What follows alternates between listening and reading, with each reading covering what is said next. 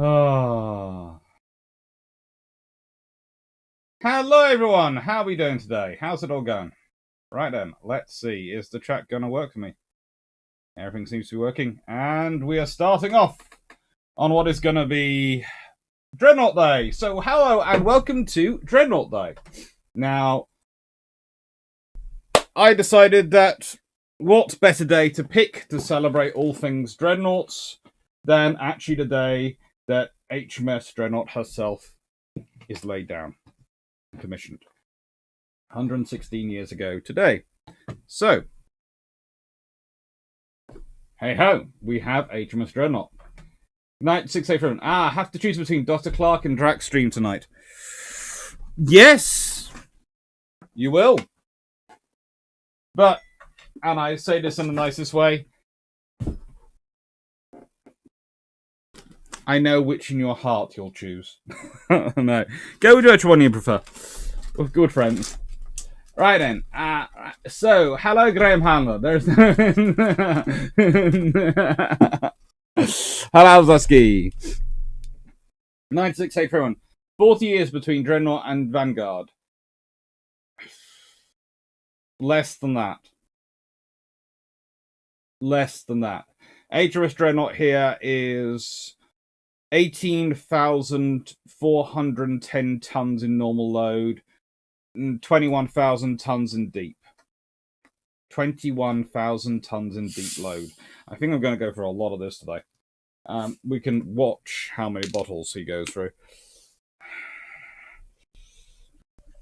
Just to keep account of my Iron Brew account, just remember that each of these bottles only contains 1.5 litres of Iron Brew. But if tomorrow there is a Coca-Cola ship, you'll know why. Oh.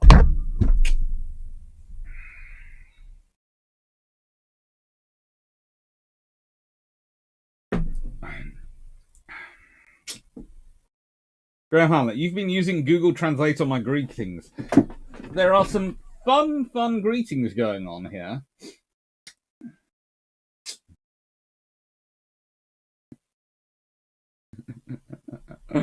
Oh, thank you, Graham Hahn. Hello, DG40. Hello, Sean V.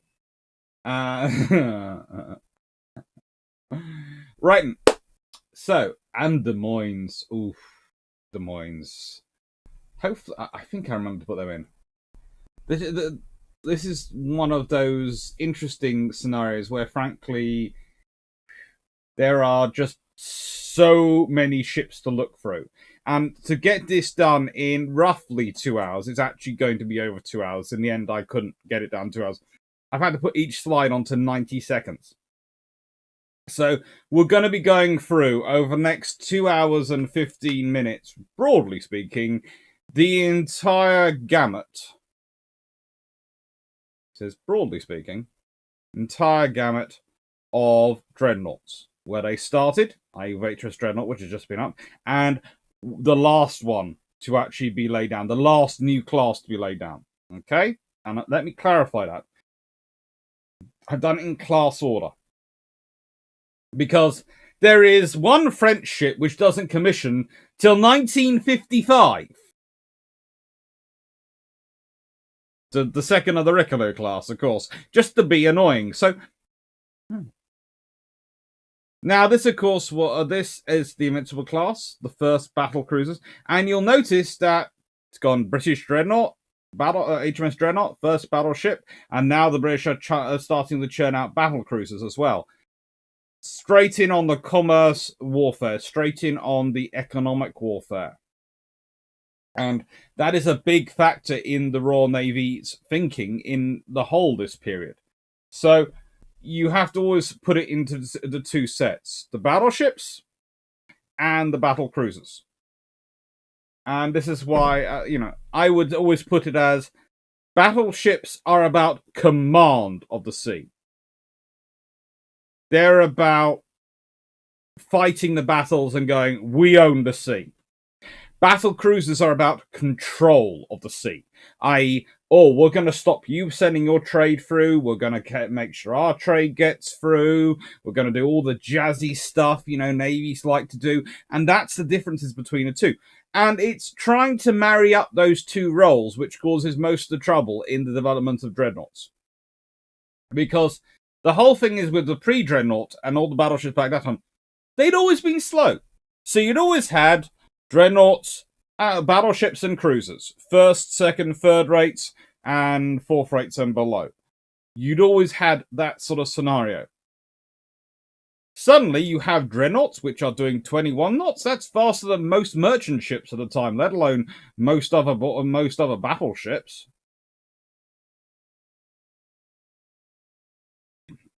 Admittedly, now I have the South Carolinas up, so, life happens. South Carolinas are cool. I think they are one of the most underloved classes in the US Navy's history, but they do some really cool things. Mainly they get underloved because of the North Carolinas. I swear that's part of the cunning US Navy plan. Make the North feel better than the South. South Carolina, first battleship class. North Carolina, first class of battleships which comes out prior to World War II. Yeah. There's something about that. They like the Carolinas for their starting off their dreadnought production lines. Obviously. Hello, Knight6831. Hello, Oswilski. Hello, Mateo Slavic. Hello, Sean Quigley. And Tasha to Vashal. And Senecanera. Hello. In World War II, HMS Dreadnought would be a large cruiser. Pretty much. This is the point when some people start telling me things like the Alaska class are battle cruisers, and I go, no, they're not. They are not, but that's going to be a lot got into on Monday night, I think. Because, and the reason I say this is because the Alaska class, as beautiful and as pretty as they are, and yes, they are 35,000 tons full loaded. There's the fact that the capital ships, if we consider the Iowa class, which really are the equivalent of the equivalent of the battle cruiser, especially if the Americans had actually built the Montanas, they're 61,000 tons fully loaded. They're almost twice their displacement. Montanas would have been 72,000 tons fully loaded. The Alaska class, they are big, but they are cruisers proportionally to the battleships, and we can call the Iowas what we like, sort of battle cruisers of their time. And that's not a bad thing. And it's like now, we're talking about the Bellerophon class. These are basically repeats of Dreadnought, which have been slightly improved. Whereas the US Navy works through the standard class and is building two at a time, the Royal Navy chucks out a class and another class and another class, and that's their standard. And then they go, hang on, no, we need to up the speed. Boom, next generation of standard. Boom, next generation of standard. Because that's what the Royal Navy is basically having to do. And it has to do that because it's got to deal with the Germans who keep building in numbers and the Americans and the Italians who keep building better ships. Why? Why do this to us? What do you not love us? Do we not buy enough pasta? Do we not make enough fuss at when you have friendly?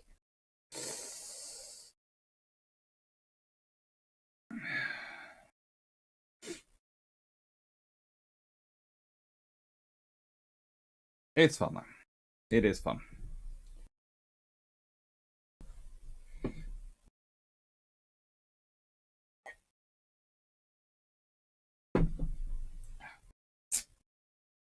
Hello, Inkar. 16831. Is it ironic that the UK was the one who pulled the trigger on the beginning of the end of the age of the battleships? Yes. But it's also likely in that period. Honestly, the Royal Navy is the big navy. In 1905, and honestly, it's still the big navy for quite a chunk of World War II. For most, It's the largest navy in the world, I think, still till about 1946 in terms of tonnage and numbers. But the fact is, it's one of those issues when people start turning around and going, "Oh, in World War II, Britain becomes very much a junior partner." You sort of go, "Well, they've got the Royal Navy, the British Army, all these things. They're quite large in terms of their numbers of what they're actually supplying and actually doing. So probably not. They're an equal partner, but they're an equal partner that's expending everything to maintain as an equal partner, and they're not sure they want to anymore." John Shea, how Doctor? It's 4 a.m. for me. For me, this is going to be great. Enjoy. Hello, Matthew Donald. Hello, Juicy Decision. Ian Carr, does HMS Agincourt get twice as much time as she is in effect at 2 battleships? HMS Agincourt. Now, I have split up today, and I'll explain it. So, there is going to be a favourite battleships discussion this evening, which will start at 7. Which will go through favourite dreadnoughts, which will go through battleships, battle cruisers, and guilty. But basically, it's divided into 3 categories: favourite battleships, favourite battle cruisers, and guilty loves. Each has about 5 ships in it. And I've compiled it mostly through talking with people rather than actually putting out a survey, because SurveyMonkey kept breaking. There is also, and I'm sorry to be doing this admin right now, but sometimes you need to do a bit of admin. There is also going to be another 3 till 5, so that's in roughly 2.5 hours time. There is going to be another 2-hour session, which is all on dreadnoughts which weren't built prior to the Washington Naval Treaty, because the ones which aren't built in World War II are slightly more nutty and extreme, and honestly, to cover them requires a whole different setup and to explain, because there's all sorts of things like aircraft, etc., coming in and different technological factors and have to be added in and thought through and explained. So that would have been a whole nother 2 hours. And, well, I do need to walk the dogs at some point today.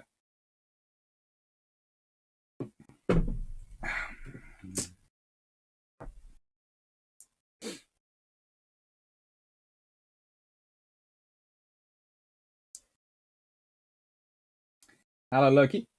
Hello, Andrew Campbell. Hello, Vice Admiral Nelson. Hello, Greg Starsky. Hello, level 98, Bear Hunting Armor. Aesthetically, the original Dreadnought turret layout has a nice look to it, in my opinion. I do agree, although I am, as most viewers know, an absolute hater of wing turrets. I really, really don't like them. I don't like what they do to a ship in terms of its stability. I don't like what they do to a ship in terms of its organization, which is why I like the Delaware class here, because, let's be honest, they've got super firing turrets. And that's something which is really quite cool. They have both aft turrets on the same level. And unfortunately, what they haven't done, which I would have done if I'd been them, is I would have mounted this turret and the second to aft turret slightly further forward so it could swivel round and fire over the aft turret. So if necessary, I could have all 6 firing towards the stern. But I can understand why they've structured it like that, because it does give it more angles for firing forward, and you always presume, if you're the US Navy, you're going to be charging the enemy. So you have super firing turrets, you have the super firing X position, I'm going to call it, then you have Y and Z. And then you have the Minus Grace class, which, let's be honest, take the whole... We like the idea of wing turrets, but we also like the idea of super firing, so that we can theoretically fire 8 guns forward, 8 guns aft, and a broadside of 10 guns. Don't take this the wrong way, but fighting the Minus Grace class is not going to be good for anyone's health. They're just not a good class to take on. But this is part of the other Dreadnought race. People think of a Dreadnought race, and especially the early one, as being one between Britain and Germany. And actually, no, there's Italy, there's Spain, Brazil, big power in it at a certain point. Chile, Argentina, whole South American Dreadnought race goes on. And this is the point you always have to remember. It's kind of like today when we start talking about aircraft carriers, or we start talking about larger surface combatants, or some of the talk which has been about nuclear submarines with Australia buying them. Some people do act like, well, it's only supposed to be a small group of nations which have these weapons. No, Greece, Ottoman Empire, both were buying dreadnoughts. They didn't get them, but they both bought them. Eventually, the Ottomans eventually got them, and the Greeks eventually got something else supplied to them by the Americans. But the point is, they're all after these things because these are useful ships, and people understand the need for sea power and the capabilities that sea power gives you. Now, if you don't mind, I'm just going to quickly move some books because something I'd set up to do something earlier, which I thought was a very sensible idea, is turning out to be a very bad idea because it's stopping me being able to see certain things. Oh, good. I have got those biscuits up.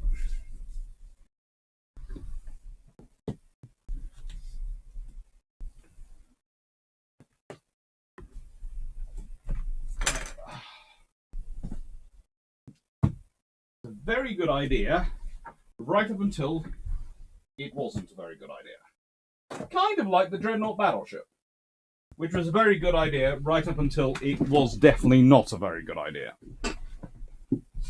And yes, if anyone asks, I am wearing comfy trousers today because I'm going to be sitting here all day.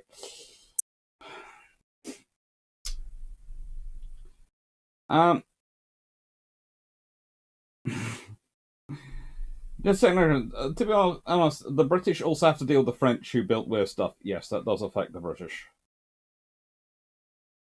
Oh, classic example sitting off to my side now. The Danton class. It's just a case of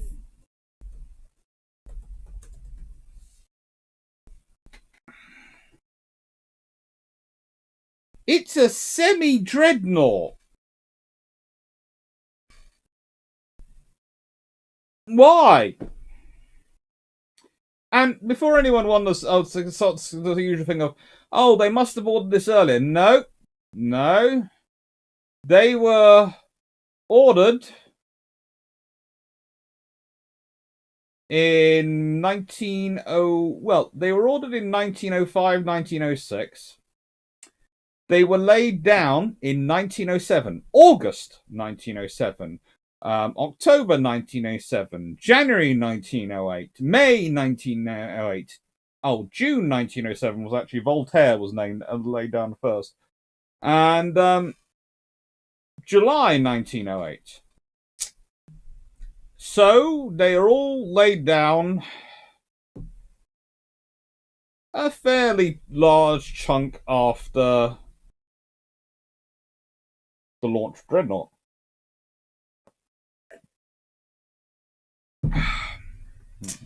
Makes slightly more sense here. The Germans, packing along with the Helgoland class, or as I call them, the Nassau's Mark II, they do make sense, these ships, and they are quite cool.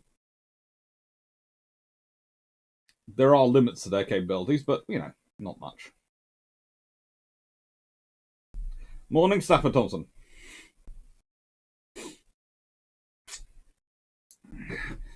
Fisher chose that name for a good reason. He also then chose it for his heraldic motto, which was "Fear God, Dread Naught." I think "Fear God" and "Dread Naught" as two words, so that it was a nice little play on words, a pun. 96 April. I read that Sao Paulo's turrets were moving about in the storm before she sunk. Just how bad stability is having the main gun turrets moving side to side in a row during stormy seas? You really do not want to happen.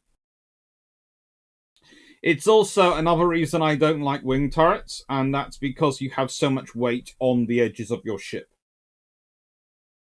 Wing turrets make sense at certain points in history. They make a lot of sense in the protected Ironclad era. They make sense even in the pre-Dreadnought era because of the way those are structured. But once you're into the Dreadnought era and the weight of the turrets and the weight of the armor and the weight of the momentum, they can get up. You want that weight centerline in your ship to minimize roll in many respects, but also to stabilize your ship when you start firing your guns.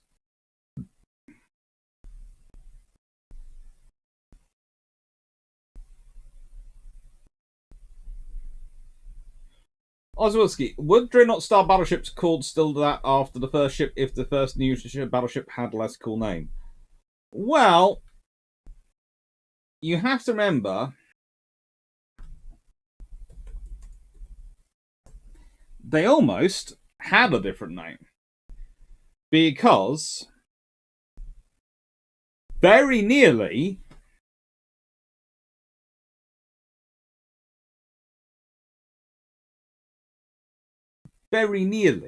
were the British beaten to the punch by the Italians, and it always seems less near when you start to put it down and go, oh, she was built in 1909. She started built in 1909, and that is of course the Dante Alighieri class.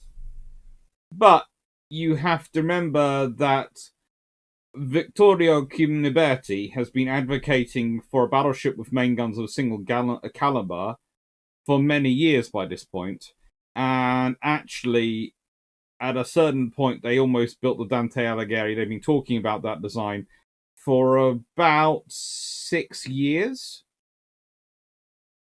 So it took her 4 years to build.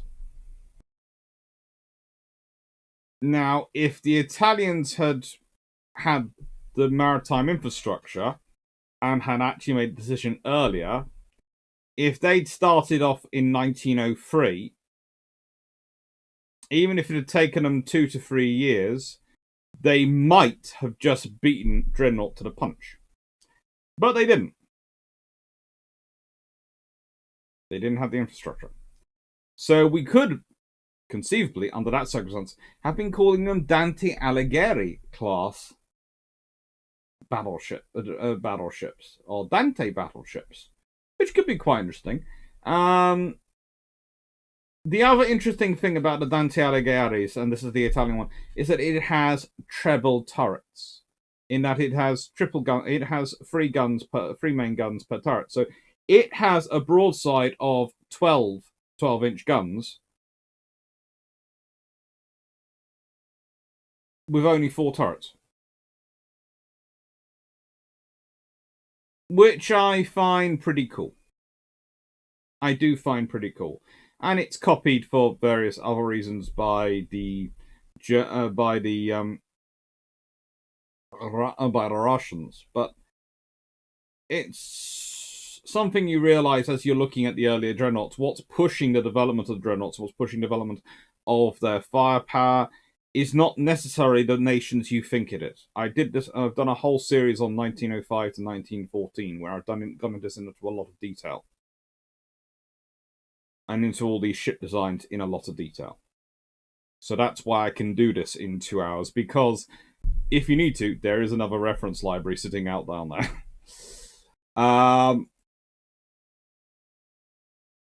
But what these ships what these ships are sort of slowly building up to, is they're slowly stretching the idea of how can we make this work? How can we change our thinking? Because the thinking of the pre-Dreadnoughts was a melee battle in many respects. And that shapes their armor, it shapes their structure, it shapes their thinking. But once you start thinking about salvoing of long-range, accurate, heavy gunfire, well, are you likely to be getting that close? Probably not. 1909 actually had so many ship designs that I actually had to break it up into two sets.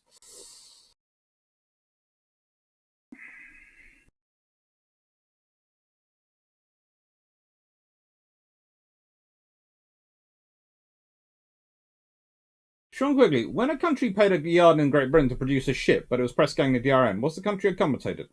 Yes. They would either receive some money. They would receive some money, and they would often receive the ship back after the war was over. But yes, they were compensated.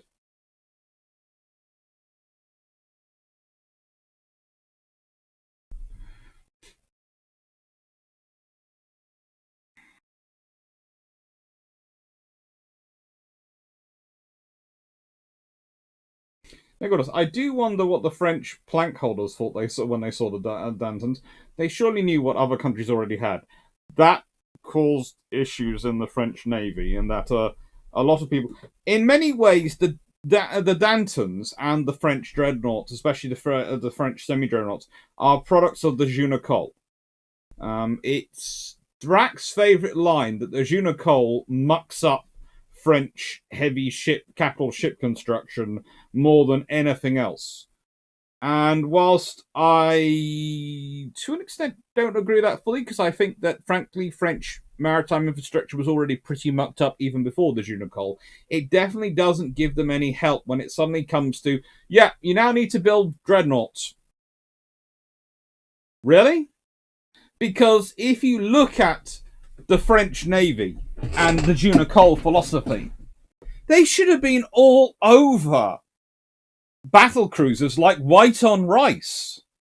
They should have been. And before anyone thinks I'm picking up an American here, my grandma used to like that phrase, so I'm not sure where it comes from, but that's where I got it from. But honestly, the amount of that, if you look at the Junocole and its strategy, we've talked about this before in the video about the armored cruisers in the Mediterranean and the Dupuy de Lome. The French are looking for something which, after the battle fleet has been destroyed, can go out and plunder the world's ocean trades and take it out. So that you destroy the battle fleet using your torpedo boats, your submarines, all those things, and then you have something big and powerful which can go around the world mopping up the enemy. That's the definition of a battle cruiser. Absolute textbook definition of a battle cruiser. And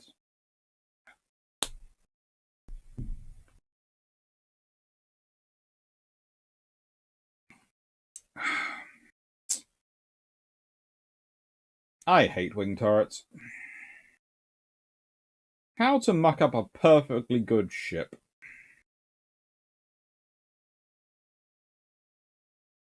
Honestly, that looks. It's a British. I know it's British, and I'm supposed to be love them and all those sort of things. But honestly, and I have a great book on HMS New Zealand, which I have got a book review of coming out at some point. Where is it? Just got sent to me not recently, and I've been reading it. It's really good.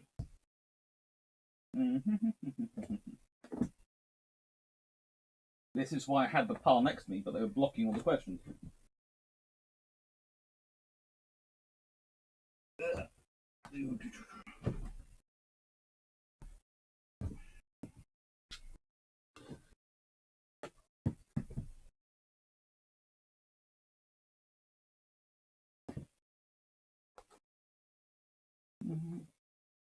one, I think it is.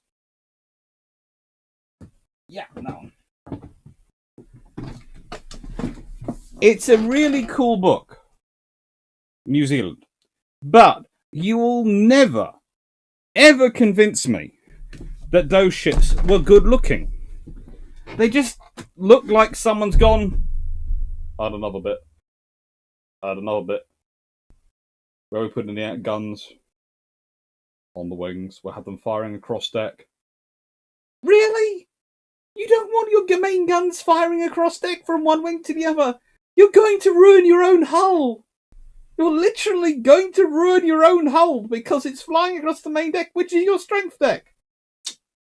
You don't want that. Ah, the Florida class. Ah, nice ships. US Navy got these right. 10, 12-inch Mark 5 guns in 5 twin turrets. And again, they have it's sort of in that sort of now traditional arrangement for the US Navy of super firing forward, super firing aft, dun dun. Oh, good.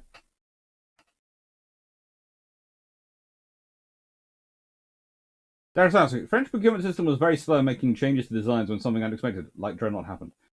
Yes, but the thing is, the ships are actually ordered after Dreadnought has come into existence and has been flopping around the ocean for a year. Hello, John Hargreave. Hello. Hello, Bijon. It's 7:21 a.m. US East Coast.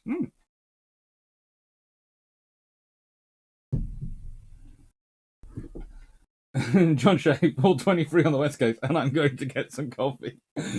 Oh. You said, or to use his most famous one, we could call them Inferno battleships. Well, that's why the Italians called them after poets, but they picked some of the most interesting poets possible to name their battleships after. You know, Dante Alighieri, Dante's Inferno. That's an interesting idea for your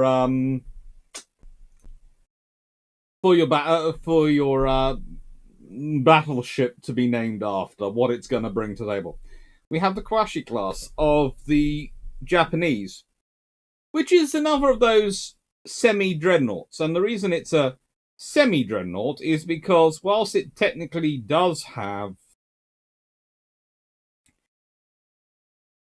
12-inch guns, 4 of them are 12-inch 50s, and 8 are 12-inch 45s.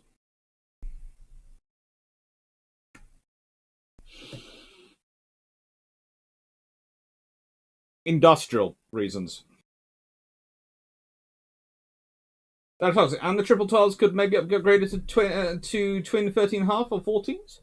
They could probably have been upgraded to twin 40s. There you go. Here's the Dante Alighieri. And she does look good, let's be honest. She does look good. Not very long after this, also the Italians discover super firing turrets, and again, it's the Italians, it's the Americans. The British don't have to worry about the Germans with the technology. This completely flies in the face of traditional reasons. But let's explain this. The Germans are concentrating on trying to put us out as many ships as their industry can support. And with their limited maritime infrastructure, and even before World War I and the Treaty of Versailles, limited maritime infrastructure, they can't afford to keep pushing. If they want to try and churn out the numbers. It's why, as you look at as the ships go on, even prior to World War I, you can say Britain's won the Anglo-German naval race. In fact, why are Britain still churning out so many? Because the Germans just can't match the production, no matter how many claims and how many outbursts of the Kaiser and all these things, they can't do that. But the British can. And what the British do is they look at the Americans and they look at the Italians and what they announce, and then they go, right, okay, we are actually going to have to upgrade. And the whole argument which we get into and I'll be talking about later with the proposed battleships, especially the proposed HMS Agincourt, the Queen Elizabeth one. She's a different thing. Because, and I say this honestly, she's a different thing. Because you're having to match those 16-inch guns, which the British know are coming, which not the Germans. The Germans have just produced a 15-inch Bayern. They have no chance of going higher than the 15-inch Bayern, which they're talking about. There is no reason to upgrade your guns to fight the Germans. But the British are talking about it again. The British are talking about 15-inch specials. And here we go. We have the Gangot class, which, of course, are actually modeled on the Dante Alighieri class. There is a lot of sharing between the Russians and Italians technology-wise and design-wise, going backwards and forwards. The Russians realized very quickly that their traditional reliance on the French might have caused some problems at Tsushima. And they don't really want to get too much in bed with the British. They don't like the Americans, but the Italians are known for producing very good designs. So the Russians go to the Italians and they work with them. And they come to Gangot class, which are some very, very capable ships.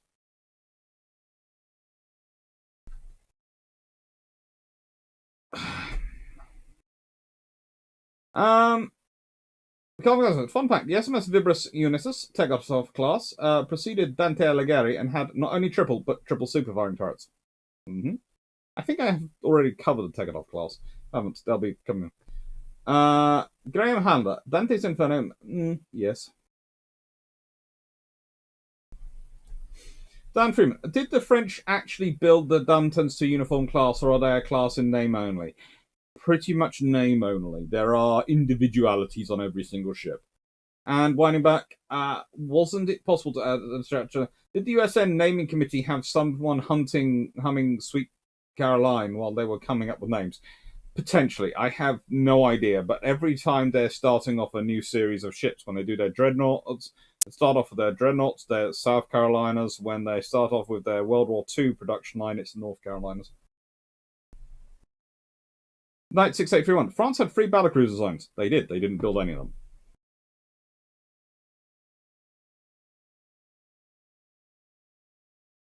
The Innovatical class were both a bit of disappointment, weren't they? Not really much better than the class before them. Battlecruiser and carrier designs alike. Yeah. Hello, Frank Spanada. The carrier design was quite good.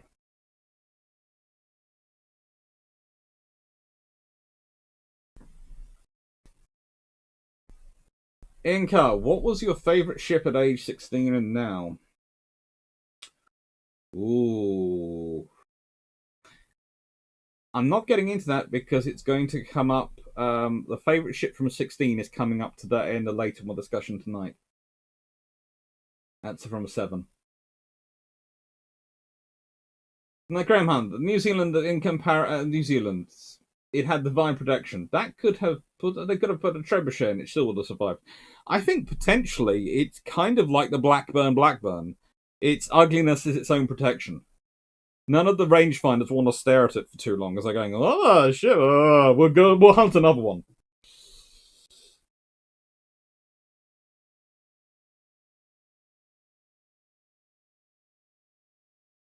Does the battle cruiser have a hull more familiar to the battleship or a cruiser? To be honest, they tend to be lengthened like that of the cruiser.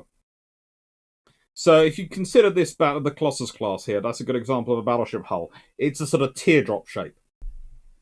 And quite a lot of battleships are going to be like that. But when you're looking at a battlecruiser, they tend to be longer and thinner.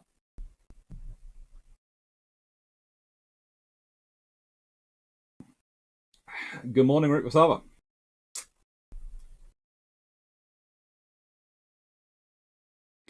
Knight 6831. Not sure you saw. Did the British shoot themselves in the foot when they built HMS Dreadnought, as 156 pre-Dreadnought battleships became obsolete overnight when they had the largest fleet of 52? No, because they didn't become obsolete overnight. Because let's be honest, they still have 52, including several of the best pre-Dreadnoughts in the world, and they're actually still building 2. And yes, we have HMS Dreadnought, which means everyone else's pre-Dreadnoughts might face our Dreadnought, or they might face our pre-Dreadnoughts. It's a good few years before those pre-Dreadnoughts become obsolete and useless. And even in World War One, there are several pre-Dreadnoughts which, frankly, especially the older Dreadnoughts, would not like to come up and fight solo.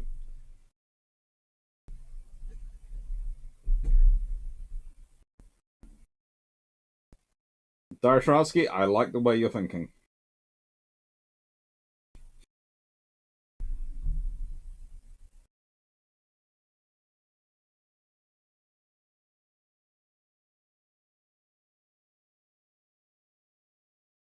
Level 98 bear hunting government. Russia. Relationship with France. Now Italy is my best friend. Basically, if Russia could have, after the Battle of Tsushima, and sort of released, done a Facebook status update for their relationships, it would have gone from in a relationship with France to it's complicated France and Italy.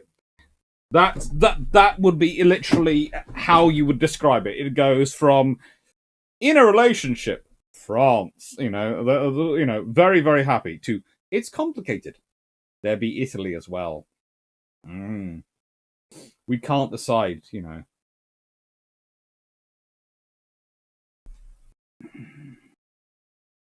Vision, why don't the Russians like the USA? They did have a big cruiser or battleship built in the USA before 1910, I think. They had a cruiser that they were working on with the Americans, but they found the Americans very expensive. In that they found that if they made the same deal with the Italians, it cost them about half as much, and the Italians were quite prepared. It's kind of like the current sub-issues we've got with Australia. In that the American understanding of building a ship for you was, we will build it all for you, and then send it over to Russia, where it'll have some lovely Russian dials, etc. put on. The Russian understanding of it was, we'll build the ship with your guidance. And it causes issues. So the Italians are happy to do it that way. The Lion class battle cruiser. Always cute. But again, you can really see the difference between the Orion class. Look at that sort of teardrop shape going through. Best for stability, firing, orientated around a sort of a good speed of 21 knots, but capable. And then equivalent, Lion class battlecruiser.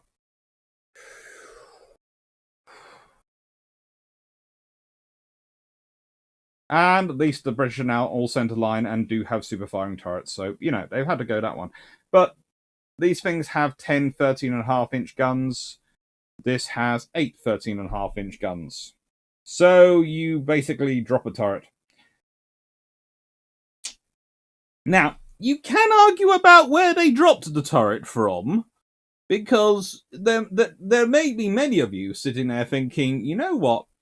What would seem most sensible, especially from the perspective of, I don't know, ammunition storage, and trying to keep your ammunition and magazines cool, would be to drop that center turret and have super firing aft and super firing forward, and then use the space in the middle for your engines. But no, someone thought this was the smarter idea. But as you can see also from that picture on the left, over here, they don't always have all boilers going, because they don't need them. So that means you don't always have all funnels producing.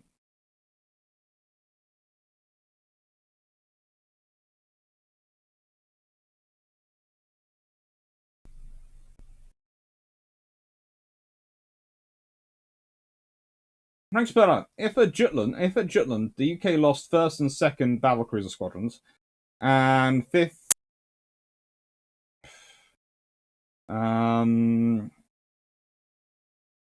Do you mean 5th battlecruiser squadron or 5th battle squadron? If 5th battle squadron is put out of action, then the British are going to be in a very very annoyed. But the Germans lose all their battlecruisers, and then their fleets don't engage. What could have happened next? The British go on a massive building spree. That's literally what happens next. The British go on a massive building spree. The damage probably the Germans have sustained, are they going to be able to get that level of kill? They'll need to have done a lot of fighting. That's probably, even if the Germans have lost all their battlecruisers and have lost what else? Because remember, the British can replace what they lose. The Germans can't.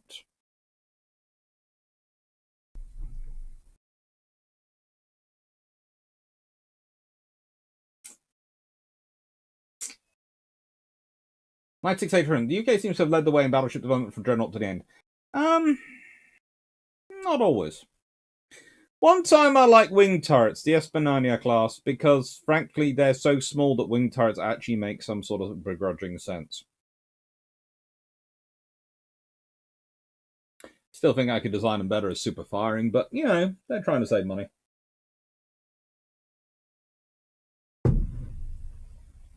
Right, fun. Dr. C, are you still performing the fluffy torpedo, or did the dog finally get it? I'm still using the fluffy torpedo. It's up above my head at the moment. It's stored nice and safely on the bookshelf, whereas the fluffy squirrel, which is the dog toy, is stored on my desk so the dog can nick it. And reach down the floor.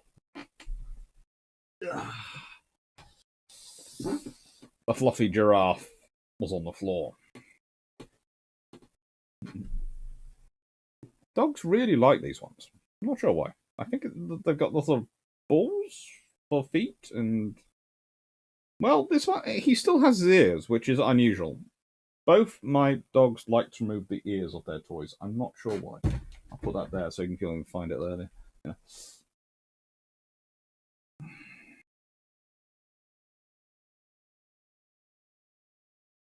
Darius Rodatsky.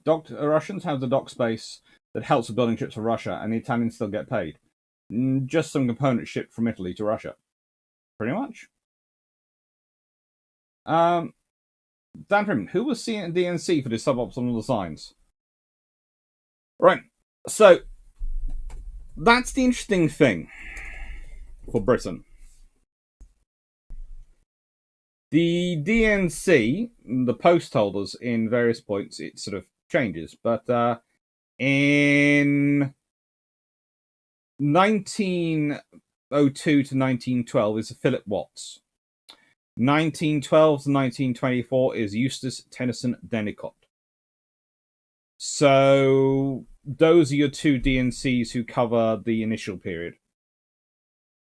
Dennicott gets to bow out pretty much after designing Nelson and Rodney.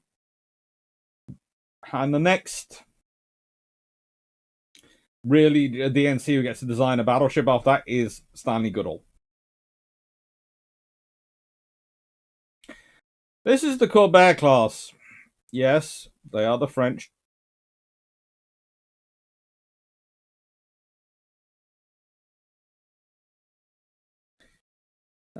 They claim they are. They claim they are dreadnoughts. I suppose they have super firing turrets, but to be honest, at this point, the French are being held back by their own defense industry.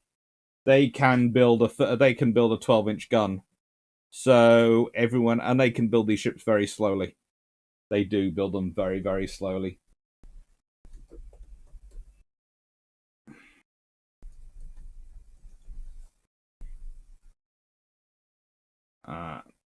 They are laid down in 1910. They're launched 1911 and commissioned 1913. Is Corsair. The rest aren't any quicker. It's pretty much a little over 2 years to build each one. The Wyoming class. They're good ships. They are good ships. Pretty as well.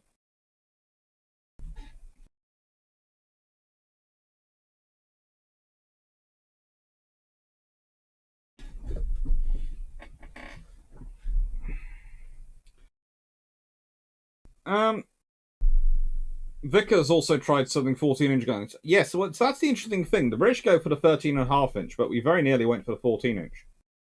And if you think about it, if Britain had gone for the 14-inch guns instead of the 13.5, they'd gone a 2-inch jump. Then they could well have gone for a 16-inch for the Queen Elizabeths.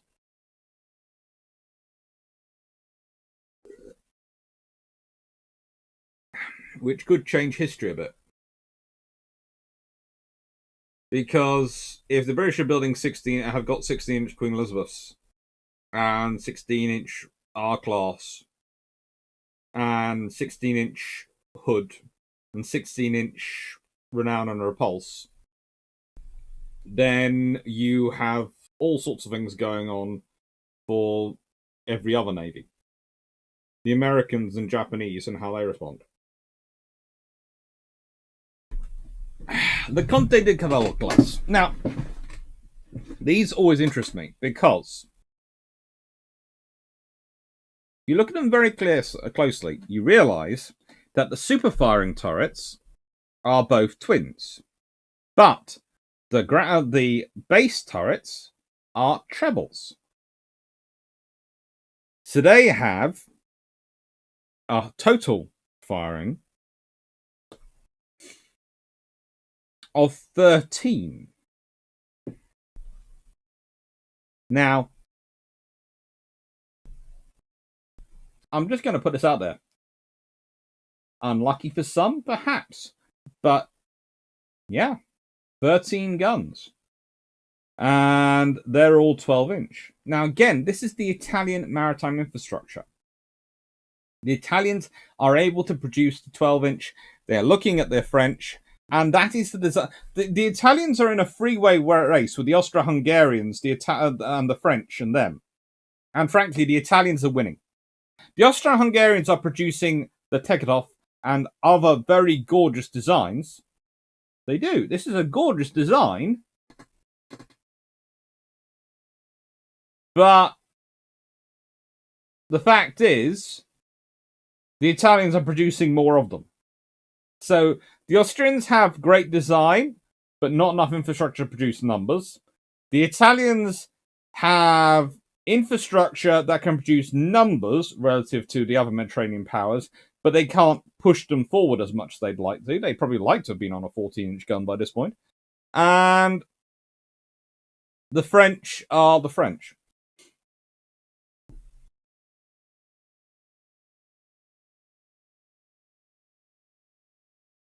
Frank Sonner, Dr. C, if the Germans no longer had a scouting force, would they even try stepping the North Sea? Who knows? Who knows what happens? The Germans might try and knock out a load of light cruisers for scouting. They might decide they're going to rely on their airships for scouting. There's all sorts of options of what they actually do. Brent Paulus, if a couple more German battlecruisers have blown up, would that have changed the perception of the British battlecruisers versus the type overall? Yes.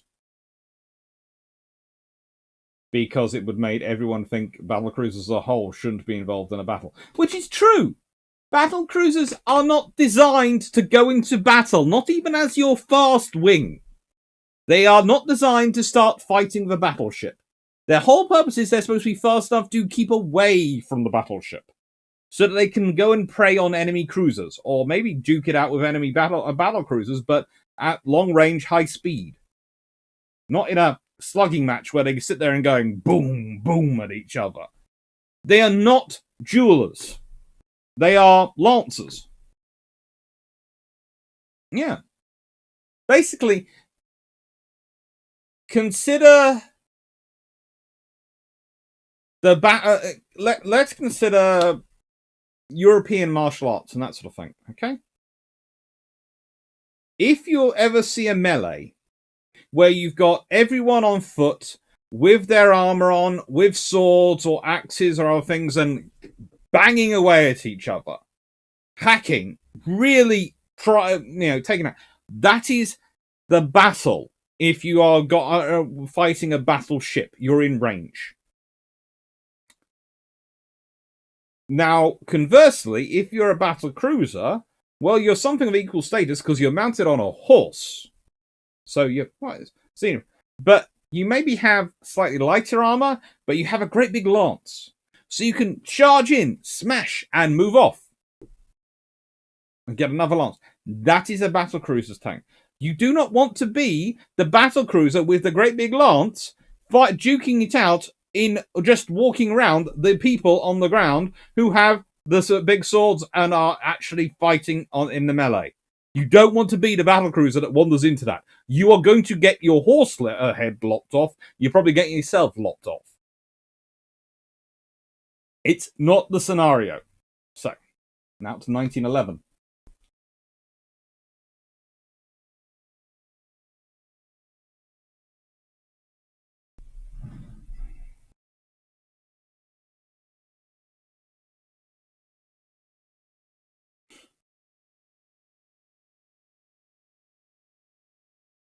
Vision, the French crowd their secondary guns together. Wise decision or not? Nope.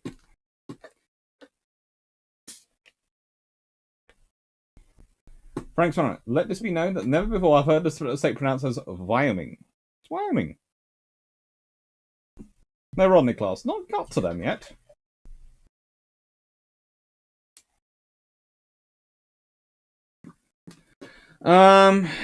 Graham Hanler, Renana and Pulse were on the stocks of Jutland, and Queen Elizabeth was in refit. Well, yes, the British could have quickly made up their losses. That's the thing, and they would have done. The Admiral class would have been accelerated dramatically.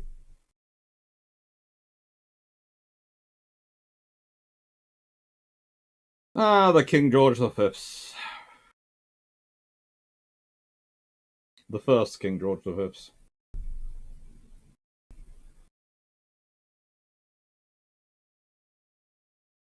Don't see, are all the Conte Cavall turrets on just 2 decks and not 3? They are sort of on 3 in that the aft turrets are sort of just slightly out of sync with the other ones. But it does look from a certain angle like the treble forward, the treble center, and the double aft line up, and then there's the double forward is above that, and the treble aft is below that. Graham Handler, wouldn't we might have got your version of Queen Class Argent? She'd already been cancelled by that point, but they might have ended up having to build her. They might have ended up having to build something similar to that. But they'd have probably... I always point out this, when people talk to me about the Admiral class, I go, well, think about it. When they start off, they're war build ships. So they're armed with 15-inch guns, because that's what the premier gun currently being churned out for the war effort is.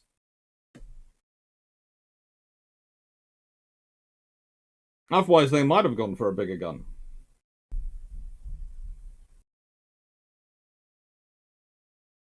Full correction. For their budget, which makes sense, Austria-Hungary did a startling good job keeping up the Italian Navy production. They did.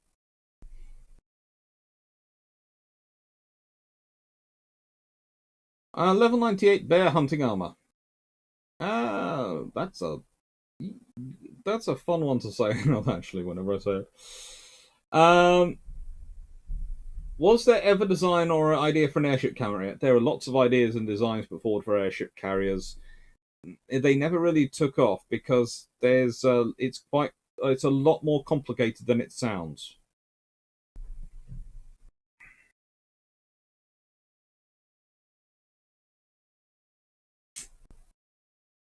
Knight 683. How catastrophic would a 20-inch ammo and magazine explosion be? Goodbye, battle fleet.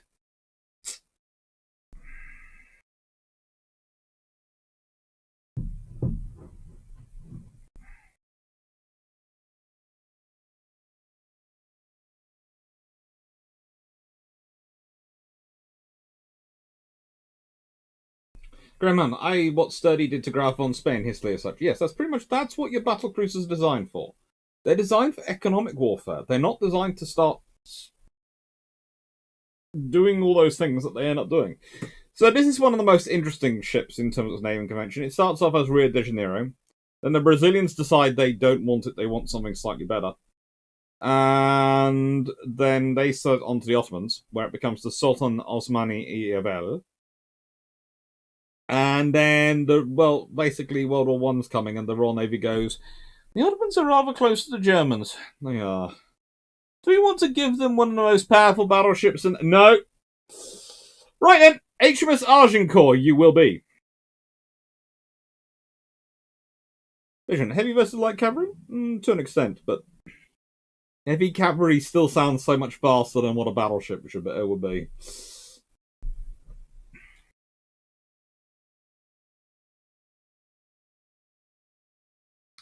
John quickly. Battle cruisers should be named cruisers that can battle in a pinch if they have to. Well, that's going to be an interesting thing, honestly, and I'm bringing this up, with the introduction of battle cruisers into World of Warships. Because I've been doing some playing of that for with this as for some of the preps for this, and I've been doing a lot of work on Ultimate Dreadnoughts, which you will see in part 2. Well, some of the work, and the scale of maps you have on Ultimate Dreadnoughts is colossal, and there a battle cruiser can actually use its speed and do the dashing in and out attacks on battleships, and can do some quite nasty stuff. But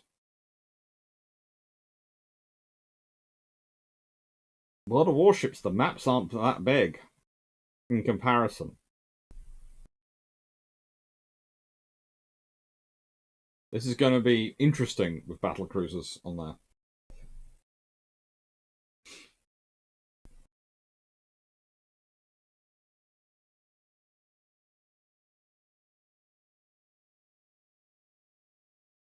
Senator, that is why they should have called them frigates. It was considered. It would have been sensible.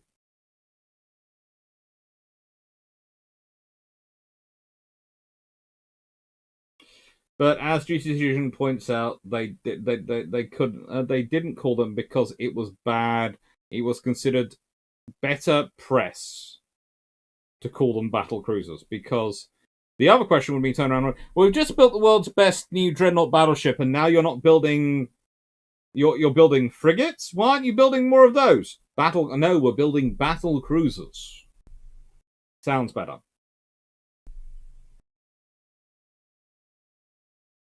Next one. Which nation got the better use out of other battleships? USN with Iowa class or UK with Queen Elizabeth class?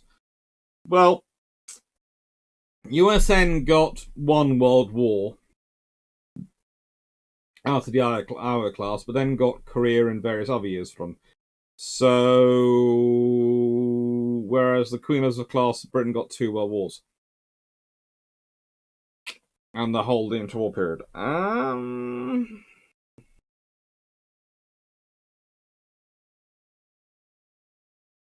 As much as I'd like to give it to the Iowas because they were in there for longer, and some of them are still surviving, so I do like to give them laurels because I like to encourage as many people to visit them as possible, because my view is ships only survive as museum ships as long as people are going them, and the more people that go to them, the more the better. This is why today, on what I'm hoping is going to be a very popular video, I'm wearing one of my Belfast shirts.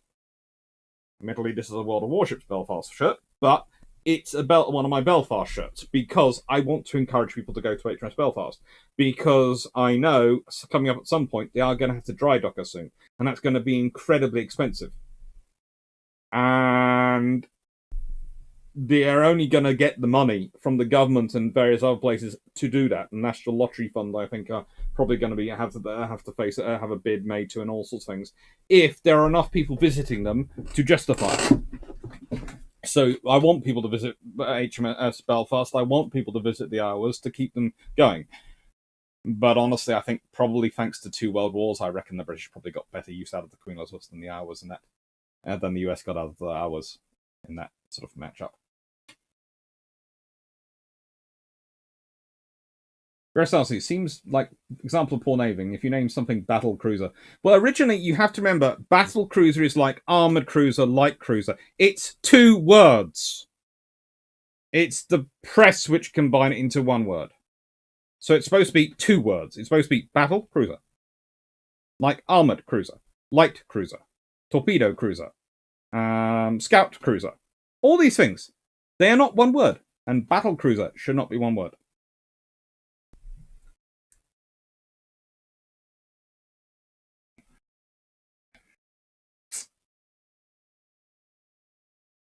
Thanks, man. If the Des Moines class light cruiser existed in World War One, what type of ship would they be? I like the Des Moines class. Let's see. Let's think about this.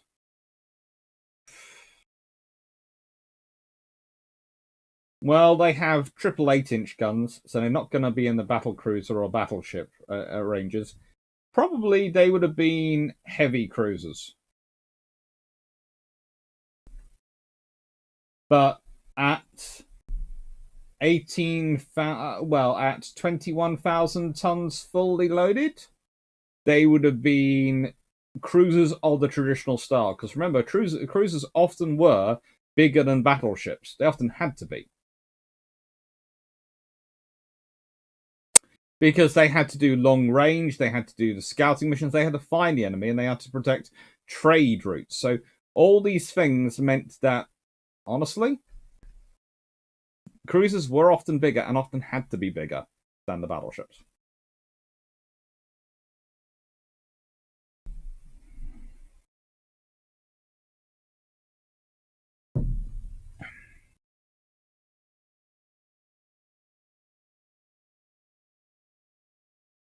Take care, Bishon.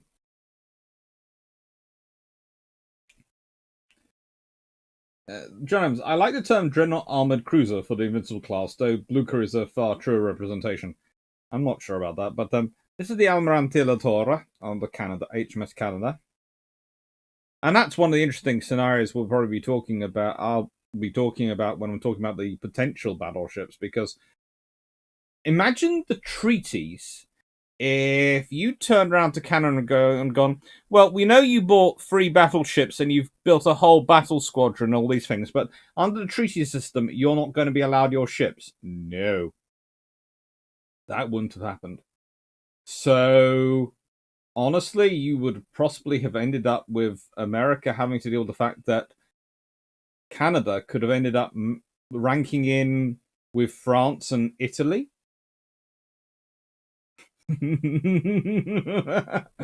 Which could have been a whole different scenario, because that could have meant Canada could have ended up going into World War II with a larger navy than Germany to begin with. Let alone becoming the 3rd largest by the end of World War II, they would have gone in as one of the largest navies in the world prior to World War II. Also, imagine doing that, and then telling Australia, yeah, you need to get rid of your battle cruiser. No. So it's amazing what could have happened in these little sort of points of history. The New York class, 14-inch guns. Hello, Texas. I want to visit Texas. I very much. There are please, to my American viewers and to anyone who knows anybody doing touristy spots in America, etc. Moments holidaying there, go visit the battleships. I want them to have the carriers and all the preserved ships. I want them to still be there when I can afford to make the trip. The Koenig class. Again, this is the point. The Americans are at 14-inch guns. The Italians are doing what the Italians are going to be doing in a bit. The Germans are still at 12-inch guns. The British have no need to go above 12-inch to fight the Germans, because their Germans are still at 12-inch point. But the British are pushing forward.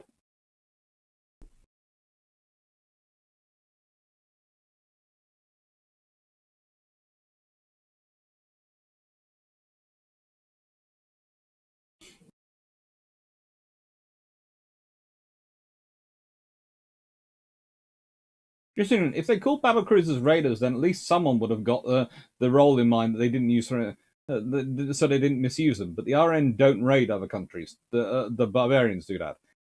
Yes, it's like the British do not have surface raiders. No. We have the town class. We have battle cruisers before everyone else does. But no, we don't do surface raiding.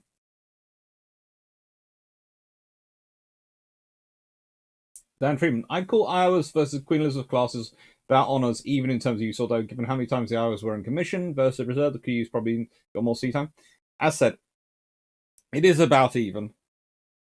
But I would say pretty much because the British got 2 world wars out of them, and they were essentially in both world wars if you look at them. They basically carry the Mediterranean, and they are the big scary ships for the Royal Navy. The Battle of Jutland doesn't work. It wouldn't work well without the 5th Battle Squadron. The Mediterranean would not go well without the Queen Elizabeth class, and honestly, the British Pacific Fleet uses them as well. So, yeah. And there's Narvik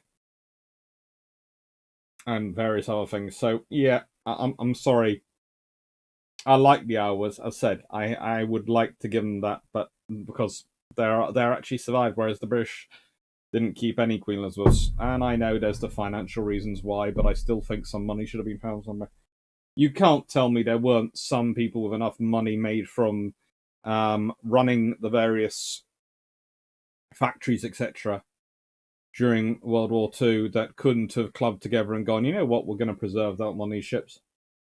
Possibly not Warspite, because as many people do point out, she has been wrecked by the fighting of the war, but maybe Queen Elizabeth herself.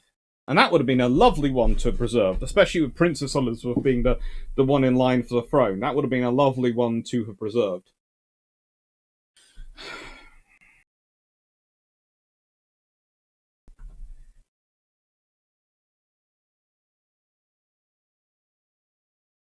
96 front. If Hood getting sunk by Bismarck didn't show battlecruisers shouldn't fight battleships, then what makes that blatantly obvious? Honestly, it's just a case of battleships and cruisers shouldn't fight battleships. In the case of Bismarck versus Hood, must remember it was Bismarck versus Hood and Prince of Wales. And the whole point was Hood was there in many ways because they didn't they had scrambled everything they could to do that, and because you needed that. The British were protecting so much ocean. If the Hood had been upgraded, I doubt the Bismarck would have got its lucky shot in. And I do put it down as a lucky shot because look at the history of warships. It's very rare you get a one-shot kill, even when they are battle cruisers, because it's a battle cruiser, but there is an argument for it being the first of the far. That I would say, in my usually what I explain to people is the battle cruiser transitions to the fast battleship, and I would say the Hood is at the beginning of that transition. In many ways, I would argue actually possibly HMS Agincourt, the Queen Elizabeth one, is at the beginning of that transition. But Hood certainly are going along that road. Hood is a battle cruiser because it's at the beginning of the country. You have to put it on a spectrum, is usually what I say. So I've got the battle cruiser over here, and we've got the battleship of the Dreadnought spectrum. And if you want a faster Dreadnought, it's going to head towards the battle cruiser in design because you're going to have to make some compromises to get that speed. And if you want a battle cruiser that can actually start doing some fighting, it's going to head towards here. And somewhere in this little bubble of area is something called a fast battleship, which becomes very nebulous as to which end it's closer to.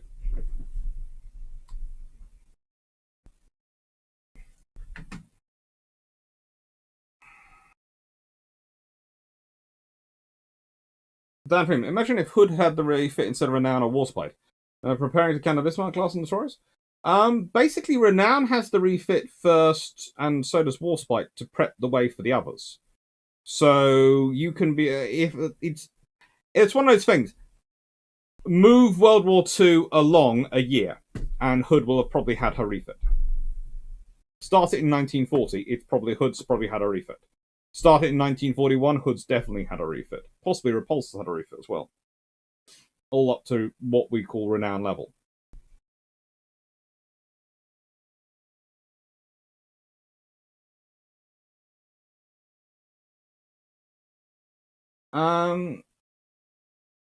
John Shea, when in reality RN does do raiding. Yes, it does, but it's one part of his PR. Remember, we're gentlemen. We don't do those things. It's like submarine warfare is underhand, but look at who had the largest submarine arm in the interwar years. And who knew all the things the British submarines get up to in the Mediterranean, etc. The reason we don't get the giant kill counts like the German counterparts is because we have less targets. It's more problematic. Student, under any other UK admiral other than BT, the Germans get their teeth have trouble with Jutland, and Jutland then ranks with Trafalgar. Potentially. Definitely, I think Hood could have done better. And I'm certain there are a couple of other admirals who could have done better. Even potentially Sturdy, although I don't rate Sturdy much as a strategician, but as a tactician, he seems to be quite good. Paul Ketchen, the question of most battlecruisers confused between doctrine and capabilities. By capabilities, Hood is a battleship and Scharnhorst is a battlecruiser. By doctrine, it's arguably the opposite. I would say Scharnhorst is definitely a battleship, and I will explain that because we actually cover Scharnhorst at one point in this.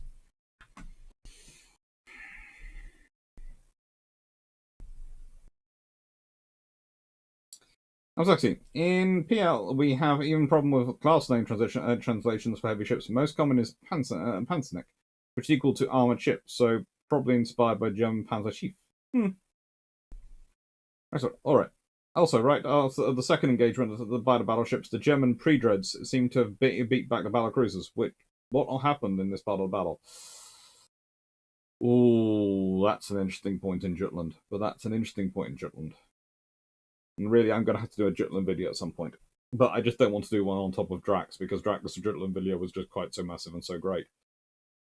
Dan Freeman, the RN does not practice raiding. They do other issues. Yeah.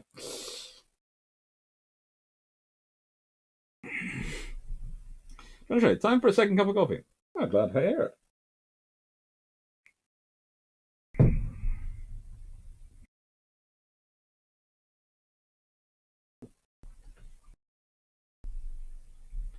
John Evans, Hood's issue is the World War One armor scheme, not the Cheetah battlecruiser. I would agree that is more of an issue. And here we go. We got the Queen Elizabeth class. They look cute to me. There is also a good argument as to whether or not they could have been actually slightly bigger, because there is an interesting point made by one of my colleagues, which is if you compare to the other British battleships produced at the time, she has theoretically a space for a fifth turret in the centre. And I say theoretically because she'd actually need to be slightly longer for it to be put in. And they don't, because of course they have all the engines, etc. there. But, and this is a big but, there have been colleagues of mine who have really done obsessive research in Queen Elizabeth class. And when I say obsessive, I mean it's when you're going into the archives and you're spending days and days poring over the same document to make sure you get everything out of that document. What I tend to do is take photos of that document and then go home and research it at home and pore over it that way. But they want to because I find it easier to do it without the people around me. But they claim going over the actual document itself can tell them more. I'll go back and check. But anyway, they really go into that. And they honestly believe that it's just because of the British worrying about the speed of production, because they want to get the Queen Elizabeth class into service as soon as they can, that stops them going for that fifth turret, because turrets take so long to build. Even with the British infrastructure, there are limits of the British infrastructure, and they're building up infrastructure. And that's why when they build those turrets, and then by the time they get to the R class, next generation, they can mass produce those turrets in far quicker rates and far higher speeds, which is why they can build so many of those ships. But yeah, that'd been fun. 10, 15-inch guns, armed, 25 knot-ish Queen Elizabeth class.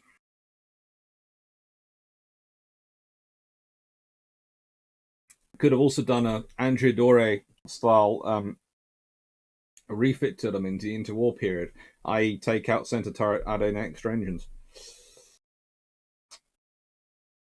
I like the Andrea Doria class.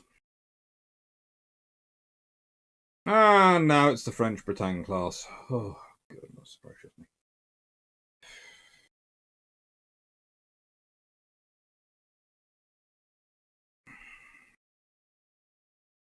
I'm not the biggest fan of the Britangs.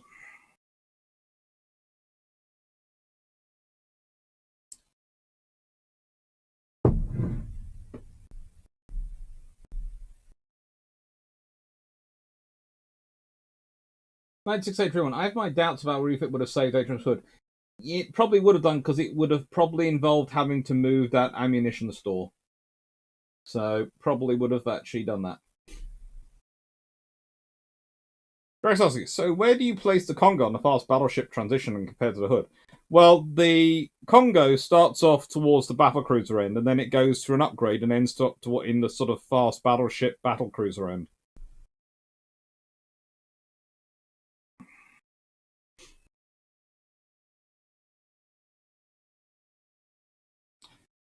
So for old history, just have Prince of Wales not get damaged whilst on the construction, so she now has more time to work up before Denmark Strait. Yeah.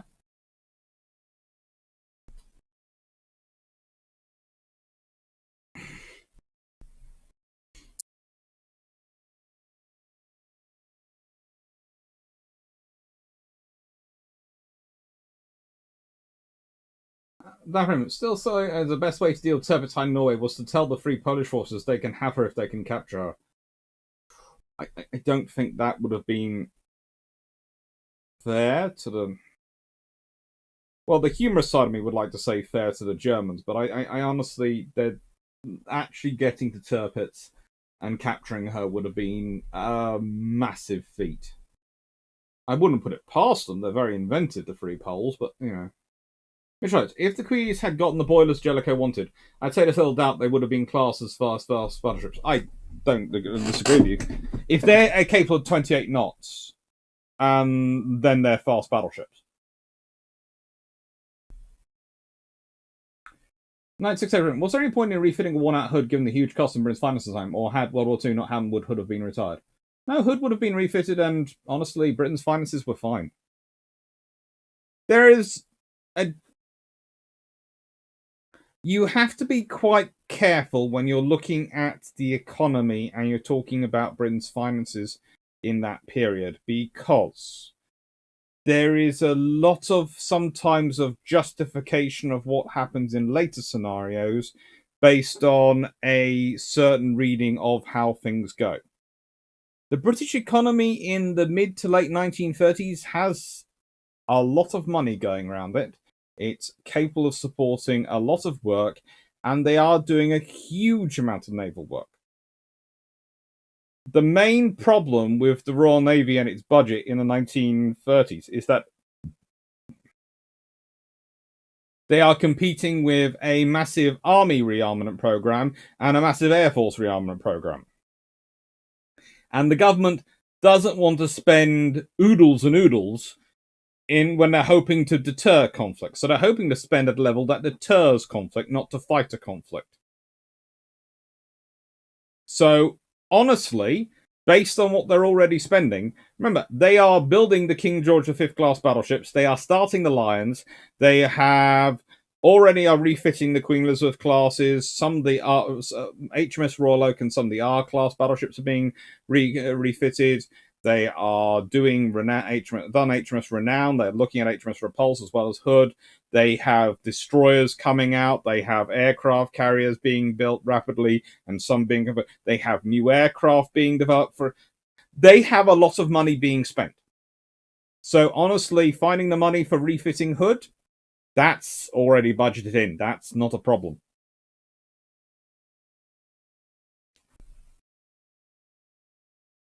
Andrew Cameron, Shannos feels like the second-class battleship upgraded from the 1930s. There is something in that sometimes.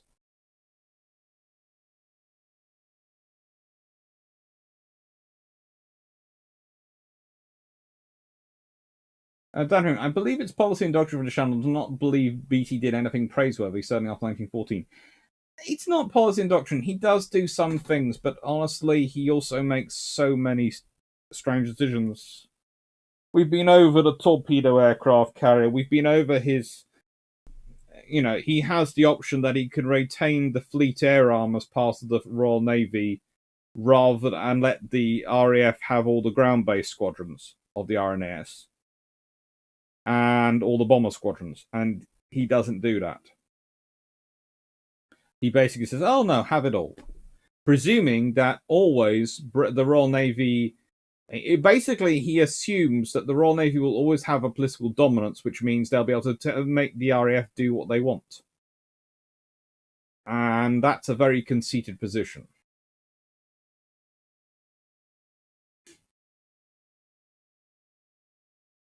Andrew Campbell, that Strickland video is great, including somebody with a lovely Scottish accent. Mm-hmm. Anak, hello.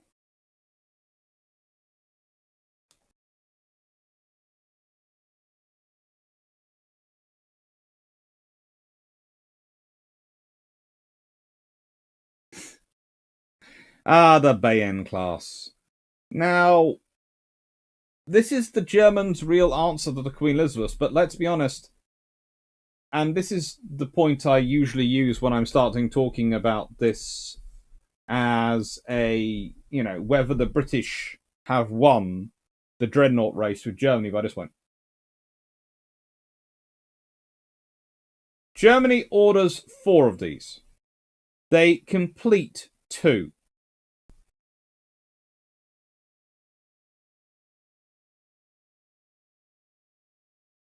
And let's sort of, they lay down in 1913. They're launched in 1915. They're commissioned 1916 and 1917 in terms of Bayern and Baden. Sachsen, Württemberg never get completed.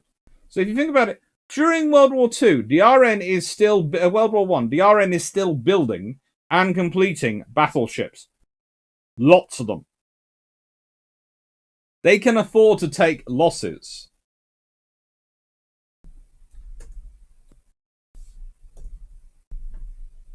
And the Bayern class, of course, are laid down in 1913. The same year, the R class are laid down. Here they go. And the R class, well, the Royal Navy gets Revenge, Resolution, Royal Oak, the Royal Sovereign, Ramillies. They're all laid down in 1913. They are launched 1915, although 1914 in the case of Royal Oak and 1915 in the case of Sovereign and 1916 in the case of Ramillies. Then commissioned 1916. So Bayern gets commissioned in July 1916 after having been laid down in December 1913. Revenge, laid down in December 1913 and is commissioned in February 1916. Resolution is commissioned in December 1916. Baden doesn't get commissioned till 1917. Oh, Royal Oak, commissioned May 1916. Royal Sovereign, commissioned April 1916. Ramillies, September 1917. So in 1916, the Germans commission Bayern. Woohoo! We have a 15-inch armed battleship. That's lovely.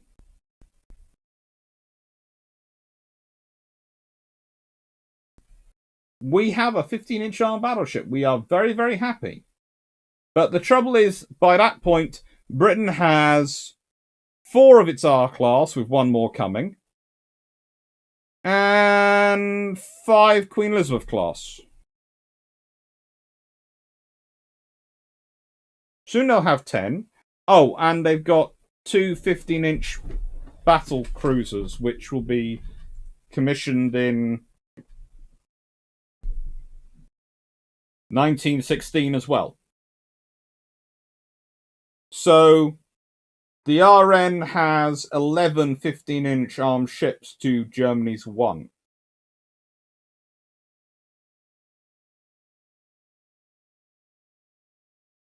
And they have a 12th on the way. It's not fair. It doesn't have to be.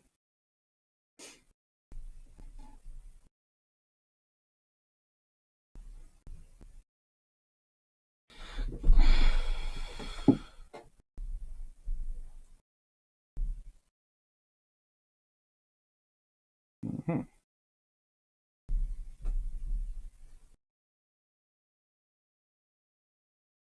Andrew Campbell, the Italian rebuilds are sexy. They are. 96 Bretagne was sunk by Hood, Valiant, and Resolution, if I remember correctly. Yes, she was. I think she was sunk during the Mez Al Kabir.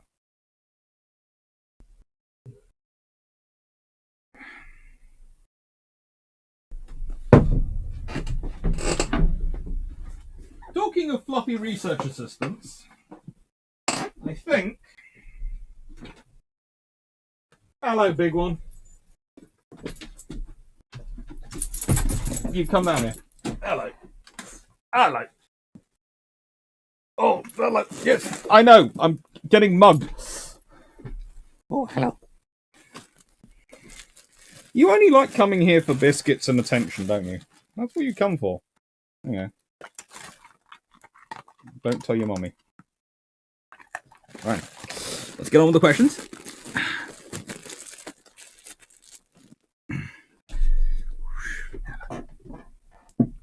Make a video that fills in any gaps you need to address. Possibly. Oh, let's see. Ooh. Ian Carr, was HMS Royal Oak significantly more regarded than the rest of ours following her rebuild? She was, and unfortunately, she sunk in the beginning of World War II. So we never really see what a upgraded R class could achieve. Dan Freeman, I do wonder if Britain should have marshals rather than generals, partly in honor of William Marshall. Britain does have marshals. It's called the Field Marshal post. It's the highest rank of general. So, you know.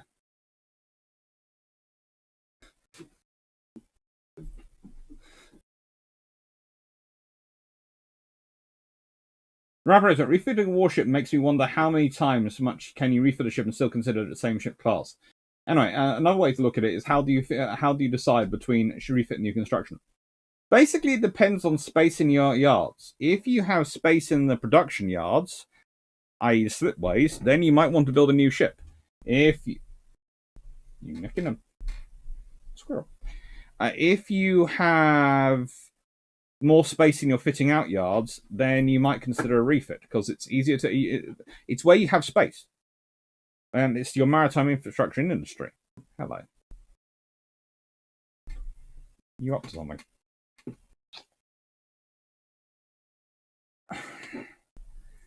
I'm be surprised if he's here for the rest of the day. Ooh.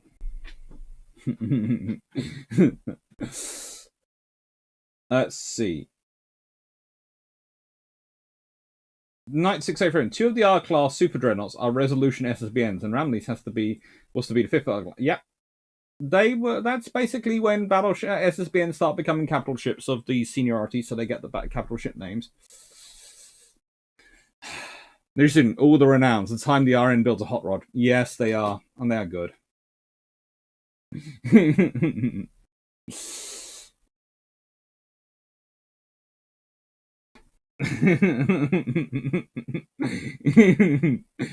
Knight 683. How stuffed is Germany if the RN get all 8 Revenge and 6 Queen Elizabeth class super drones as originally planned?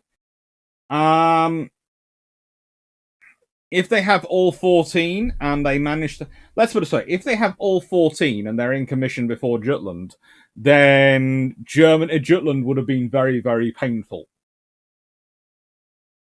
for the. If they'd all been available and all been there for Jutland could have been very, very painful for the Germans. Because that would have been a level of firepower beyond which many of their ships were designed to take. And in many ways, they were lucky that it was only 5th Battle Squadron there, really.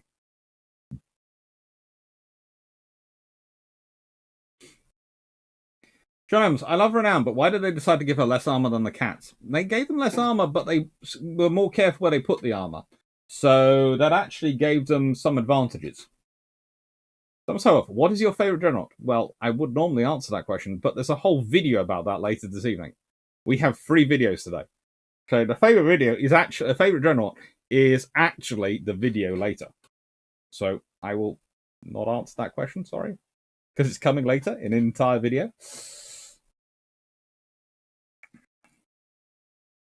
1967, Royal Oak was sunk in anchor, which proved surface ships aren't safe in home waters. It proved that the anti-submarine defences at Scarpa Flow were woefully out of date and hadn't been and needed to be upgraded. But it was a very, very, very tricky operation, and the Germans pulled it off once. It's almost a shame for them there was only one battleship in there, because if they'd actually delayed it and managed to pull it off, the defenses might not have been actually that much better, but there would have been about 3 or 4 in there, and they could have got a really massive blow.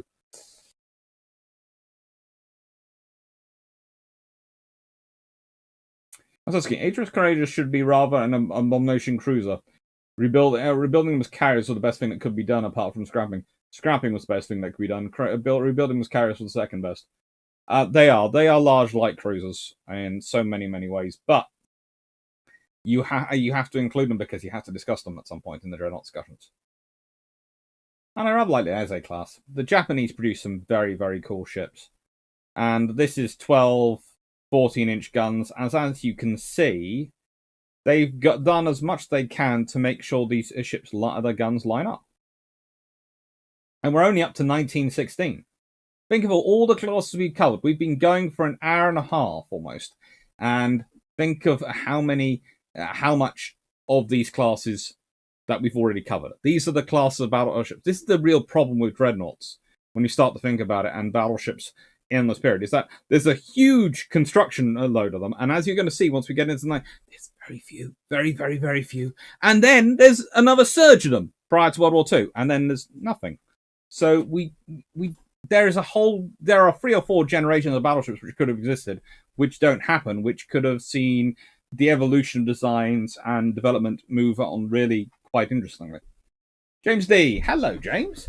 In terms of upgraded R class, would it not still have had the same speed of 22 knots, which surely means that even in the Mediterranean, it would slow down battle lines? So convoy escort, presumably.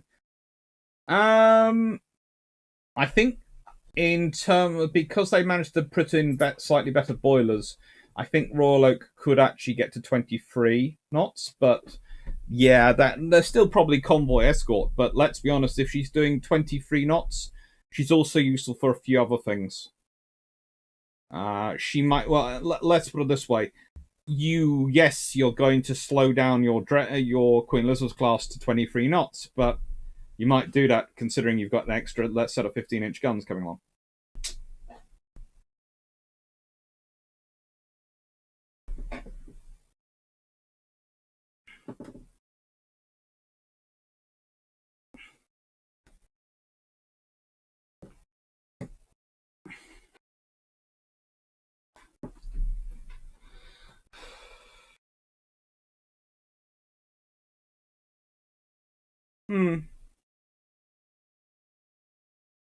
So no, if they had all been there in the World War II reconfiguration, then High Seas Fleet comes on. That's one of the interesting things we've been. I'm going to talk about this. One of the interesting things with doing Ultimate Admiral's Dreadnought and putting them together is that when you're doing sort of a period to get some of the guns you need, you have to add in things like radar, because if you don't, then the ship you're facing will have radar. So it affects some of your weights.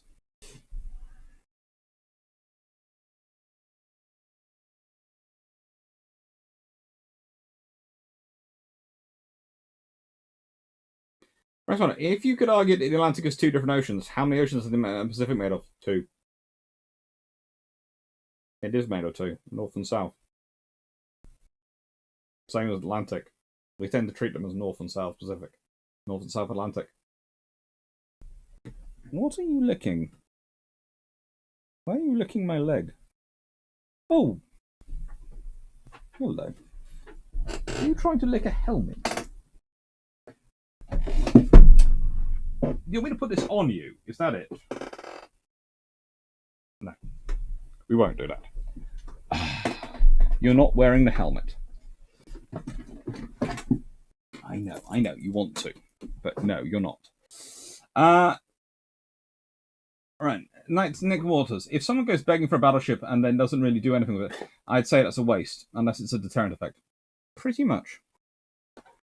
Knight 687. How many Royal Navy dreadnoughts and pre-dreadnoughts were sent to the breakers after World War One?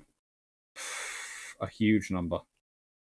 A huge number. We're talking most of the pre-dreadnoughts still in existence at that point, and and a fairly large number of the first generation. Pretty much, the British quickly get rid of everything which is a 12-inch gun battleship.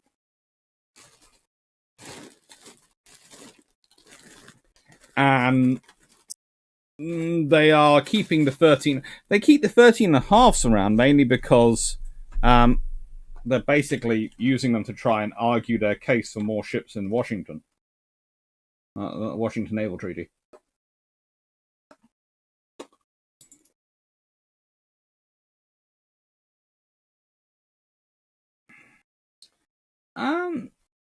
We want. Tom Sawyer, what would you say was the best? Was the best 12-inch and 13.5-inch bound battleships? Oh, 12-inch.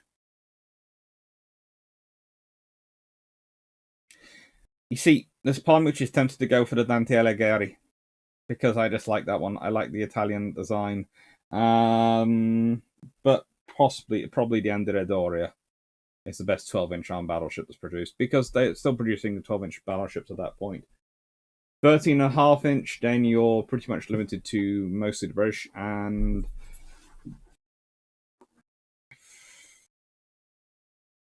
I like the Iron Dukes. I should go with the King George V, but I like the Iron Dukes.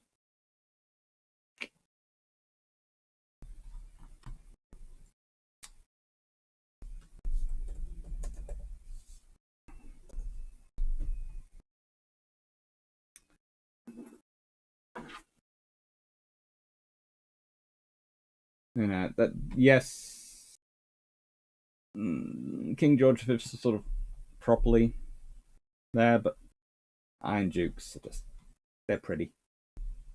They are pretty to me, the Iron Dukes. And I think they could have done a lot with them. It would have been very interesting if the Iron Dukes had survived into interwar, how they would have refit them, because I think you could have refitted an Iron Duke with 15-inch guns.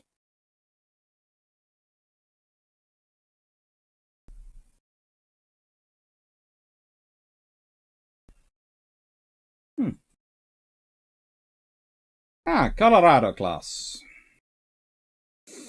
The fun times. See, at this point, the Americans are building some very, very cool ships. But this is 8 16-inch guns. And broadly speaking, the British are sort of thinking about this when they order things. They're thinking about this when they're looking at things. So the Colorado class are ordered in 1914, I think. Let me just check. Yeah. They are built 1917, but they start talking about them a lot earlier. And they've, of course, been preceded by the Tennessees, which have 14-inch. But the Americans have been talking about 16-inch and jumping up to 16-inch for a while at this point. Which is why it makes me very suspicious when you've got the Queen Elizabeth class, because if you think about it, there is Queen Elizabeth, Warspite, both laid down in 1912. There's Valiant and Barham and Malaya laid down in 1913, and then Agincourt is laid down in 1914.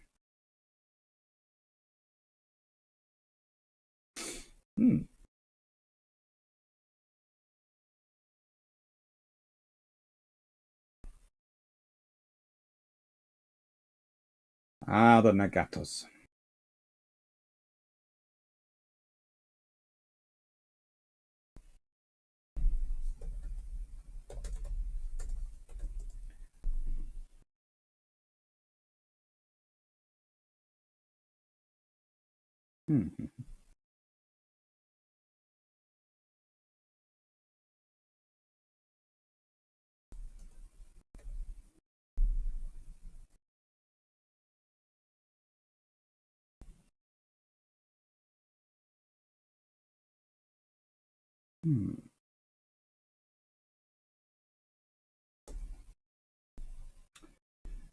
Right, and let's look at these questions and try and work out which one to go for.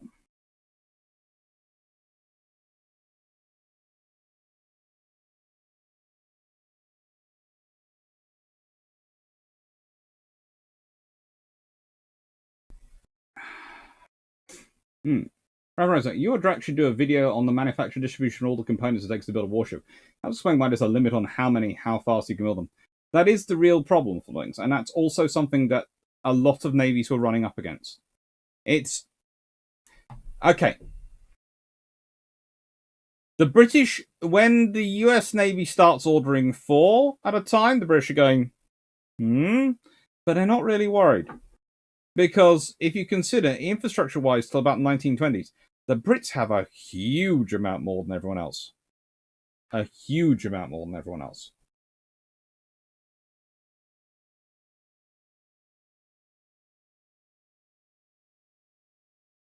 Raleigh joining the new model army?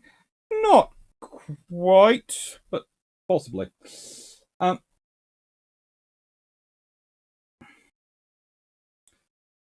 Seneca, why didn't they preserve at least one pre-Dreadnought as a museum ship? Because they didn't think about it. They honestly didn't. Britain's not great at preserving ships. They're always thrusting for the future. That's what they claim, anyway. Can you take us all the way to 55? Our fast battleships Dreadnought. Well, we are taking us all the way to 1955 because one of the ships that I looked at today in one of the Ricklier class isn't commissioned until 1955. So even though we actually look at them at the 1955, this is the Nelson class. They are pretty much the only battleships, a new design, built in the 1920s. So for a while, they are the most powerful ships in the world.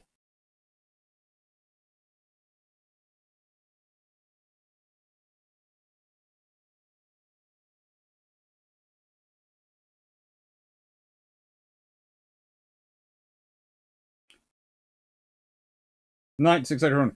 Well, the 20-inch armed battleship is often the theory of the incomparable by Jackie Fisher, and that is Jackie Fisher's dream. Oh, he is a fun soul. He is definitely a fun soul, but yeah.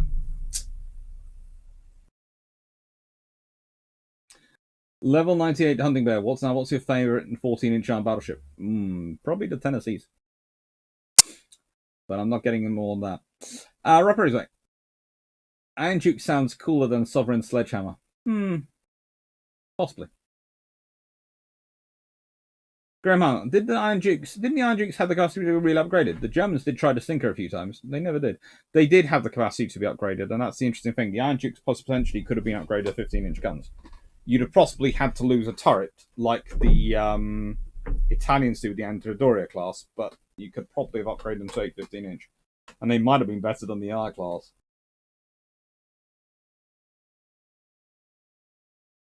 Knight 681. How reasonable is it to suspect an electrical fire in 25-year-old wiring is to blame for the IJ and Mutsu's destruction? Fairly reasonable.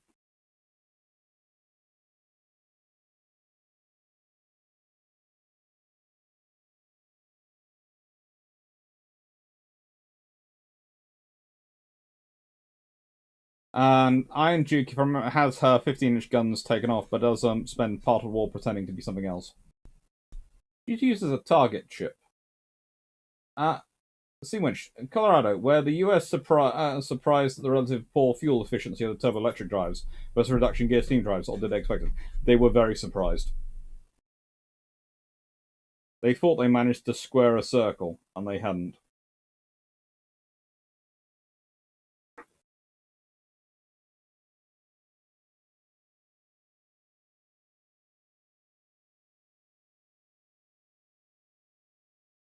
And question: did Jackie Fisher develop dementia, and if so, was when HMS incomparable?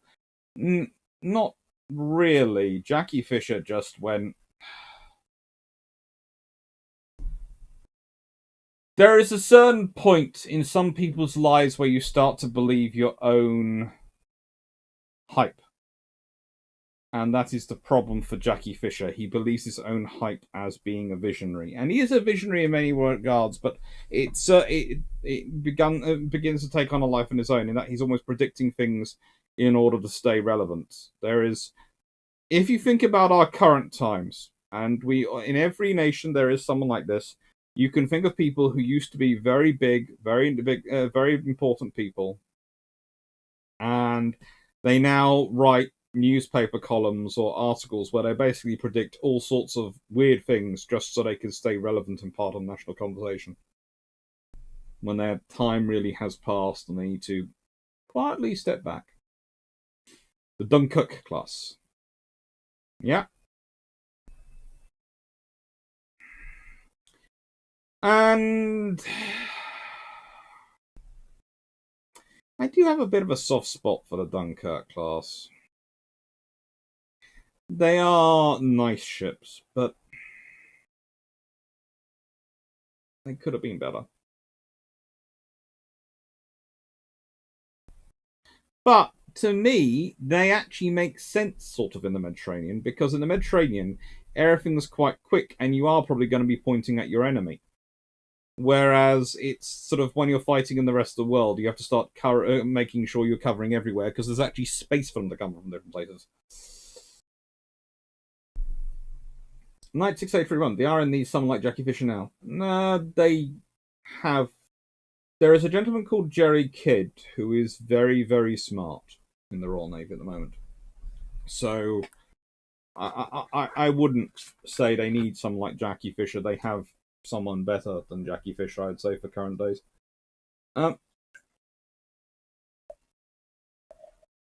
John Evans, I love Draco's idea of Jackie Fisher looking at Yamato and saying, a bit conservative, why didn't you make it bigger? That wouldn't surprise me with Fisher. He'd possibly have asked them why they were so fixated on just taking on 2 enemy battleships at a time when you're building that bigger thing already.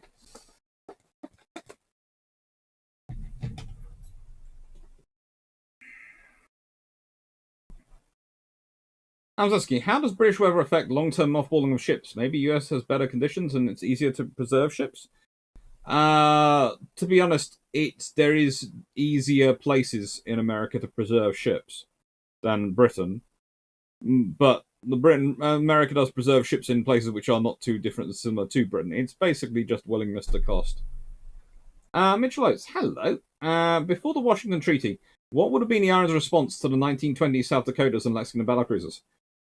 That's a good thing and a good question. And actually, I'm going to again defer this one to the part 2, because part 2 we're dealing with all the battleships and just battlecruisers which weren't built basically in World War One and up to the treaty era. So it's going to be fun, and that's all going to be focused on that. And that's going to be starting in about an hour's time. About 3 o'clock, because it's now about 2 o'clock. So basically, I'm going to take a break at some point after I've got through these, and we're going to talk about Littorio class. Now, I love these because, okay, their Caracola class are some of my favorite battleships which are never built. And the Littorio class, to me, are the Italians looking at the French and going, you still can't build battleships, can you? You can't. But we have respect for the Dunkirks, but you can't build a battleship, can you?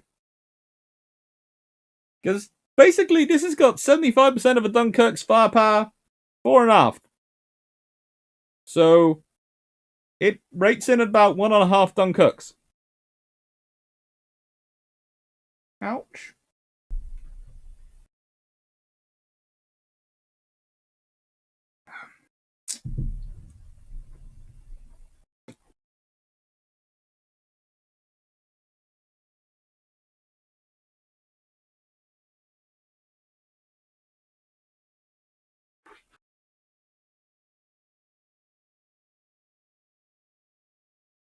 Thanks, madam.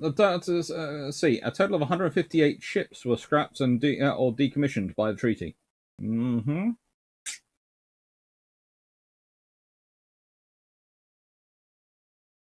When you start, when you start to believe very in propaganda, it's time to retire. Pretty much. John Shea, finally the French now has a good ship, both in design and look. Yay. That was actually Dunkirk is the first French battleship that actually looks nice and seems properly designed. Yes, it is, but then the Italians respond with Littorios. Thanks for that. How many times did the average UK BB actually travel during World War Two? Many miles did the UK BB actually travel during World War Two?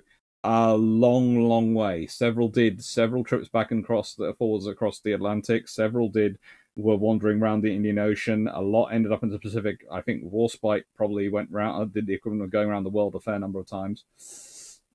They managed to rack up the miles quite heavily. Jack, Dunkirks. Personally, I would like them less pocket battleship and more battle cruiser. They're not pocket battleships. The Dunkirks are not in any way pocket battleships. They are full-on battleships. They displace 5,500 tons in deep load. They take on a huge amount of stores,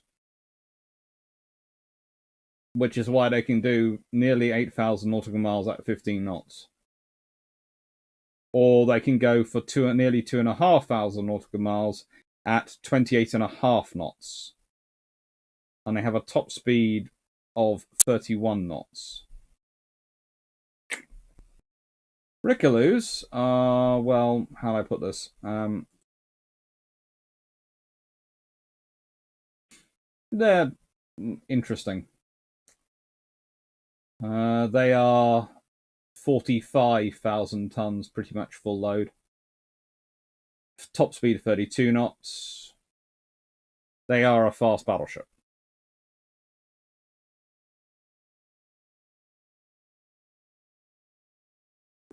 But again, they have 75.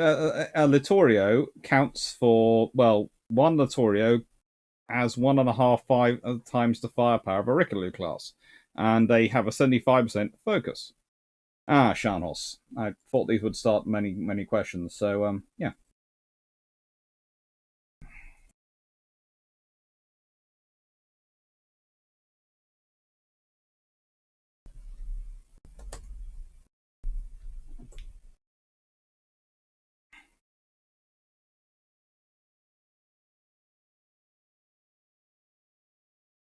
Hmm.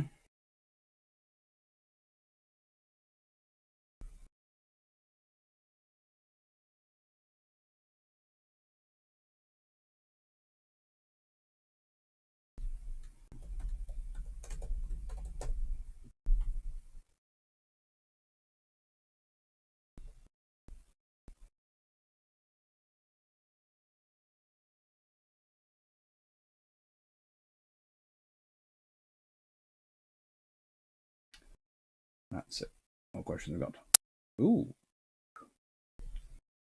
Knight 683. How many oceans has the Royal Navy operating? All of them. Pick an ocean. There's something the Royal Navy was there at some point, if not there now.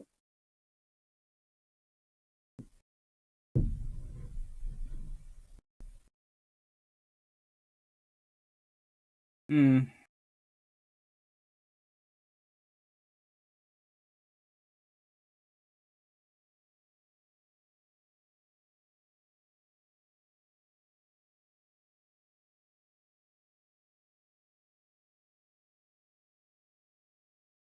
Decision. Would the French have been better off building Strasbourg copies and not chasing the Littorios with the Recluse?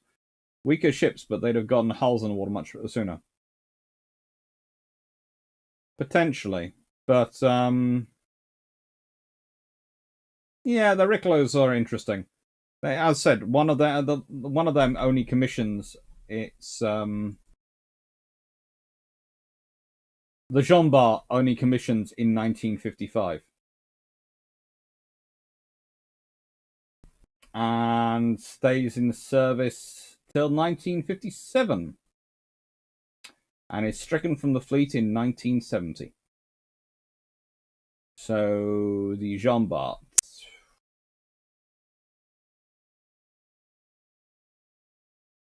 Look, The French come up with a very French design of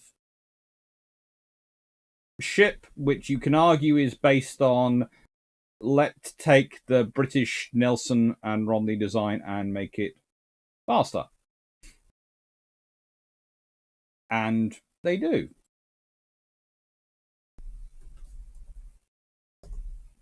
Scharnhorst class are battleships, though. I know this gets me into trouble. There is even on the Wikipedia, the thing goes fast battleship / battle cruiser. No, they are fast battleships. They are an attempt to make a fast battleship. They're 31 knots. If you were making a battle cruiser in the 1940s, you would not be aiming for in the 1930s. You would not be aiming for 31 knots. You just wouldn't. You'd be aiming for faster than that because lots of ships can do 30 knots. This is fast battleship territory, but not battle cruiser territory for that design. Indeed, how significant is the secondary battle in the battery in the Dreadnought era in deciding combat effectiveness? I'm very aware it changes later on with the need for AA, but in Model 1, you have to remember Dreadnought is built with pretty much none, and they only really develop as they start to really worry about where they're operating. If they're operating in the North Sea, etc., then there's the odds of finding yourself near destroyers and torpedo boats and other things means that you actually need a secondary battery to fight it. But hopefully your own ships will take it. It's just a reinsurance mechanism. It's like, why does an aircraft carrier carry close-in weapon systems? Because, frankly, whilst the fleet should be able to deal with it, and everything should do, we prefer to have a backup.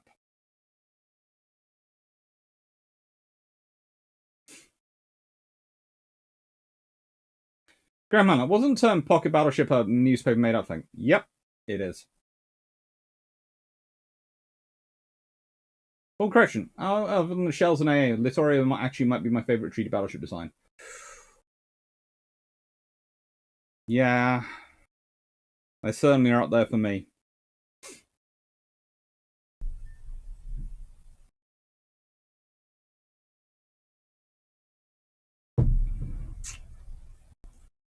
Just as illusion, did the French have one eye on the Japanese when building Dunkirks? That range sounds like someone thinking they need to get into China quickly. And that's the problem for the French. The Italians can afford to build a battleship which is focused on fighting in the Mediterranean. The French have to build a battleship which can fight in the Mediterranean, but also charge out to Indochina. Because you have to remember that the French basically war plan for war in the Far East is hope the British are also involved and tag on with the British battle fleet going out there. So the French are building ships which are useful, which is another reason why the French are concentrated on 15-inch guns, because what do the Royal Navy have? A lot of 15-inch guns. The shells aren't really compatible, but there is enough similarities in terms of charges, etc., that they could probably make use of the same powder. Probably. Some adjustments on them at hop.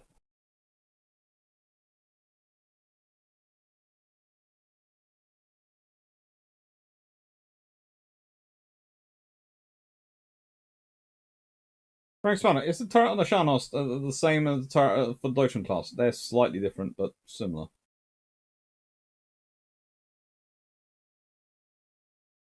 Down to him. Never quite understood what the Scharnhorst was supposed to do. They could beat up Dunkirks, but not really anything of the RNs. They couldn't really beat up the Dunkirks, could they? They are the Scharnhorst. Think about it this way.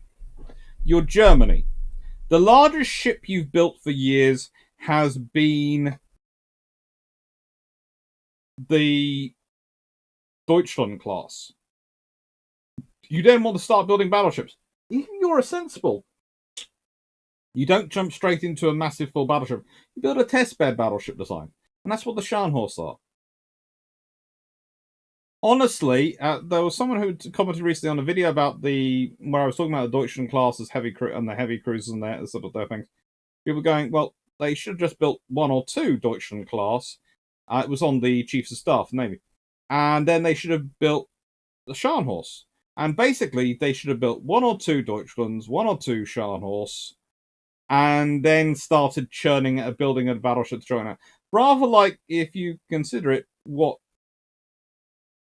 China has done with their aircraft carrier production, in that they have bought a carrier that they've made work, and then they've built a very basic carrier, then they have built a slightly more advanced carrier, the Type 003, and next generation is probably going to be the Type 004, is probably going to become the carrier which is in service. It's an evolution to build up your industry and make you sure you're capable of building these things. So you learn what needs to be done. The German industry had died. It had been killed off after World War One. The whole one of the critical points of the British to include in the Treaty of Versailles was to kill the German ability to have maritime infrastructure to build a fleet. That's gone. And this is what you're dealing with. North Carolinas. They're pretty. Doesn't Scharnhorst turret still exist above water? I think somewhere there is one.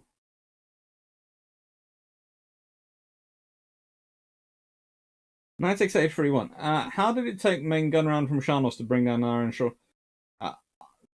I haven't heard of that story, but if they did manage to hit a swordfish with a main gun round, that would probably take out a swordfish. But honestly, it probably wouldn't blow up, it would just go through it, in which case that would probably wreck it with kinetic energy.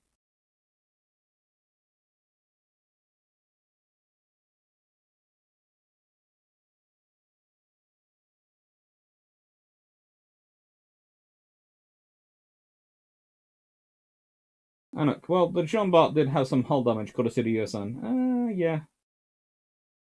Jade and the Happy Weapon. At least the French design wasn't trying to kid themselves with having gun layout on Nelsons. Yes, that is a slightly improved. That is an improvement, but they did go for the quadruple turrets, which the British didn't do with the Nelsons. Stephen Richards, hello. I'm not sure why your message was retracted.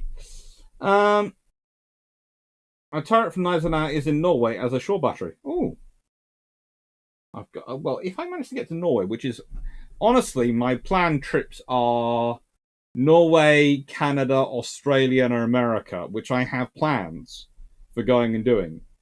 But it's making sure I have the money and I have the funding. I have the money in place and I have the videos in place and those things, so that, and the family's okay. Because honestly, I don't want to leave my mum and sister anytime too soon because they need me wandering around to look after them. And yeah, that's the interesting thing. The same year of North Carolina is the same year Yamato and King George V class are all laid down.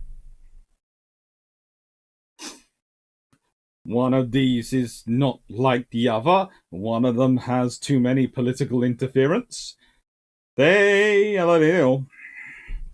Because honestly, if you'd gone for treble 16s or treble 15s, the King George V class would probably be in service quicker. Why? Because Britain already had them in service.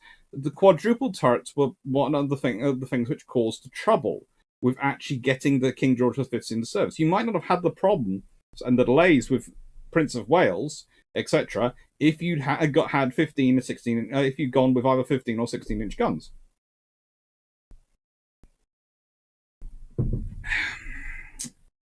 But it's politics.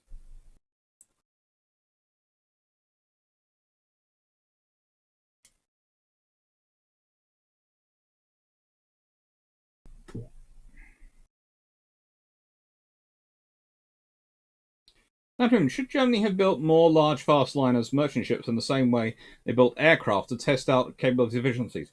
That would have been definitely a sensible option. You know, they funded a lovely film studio to get around the restrictions. Why not fund a merchant liner or two or three?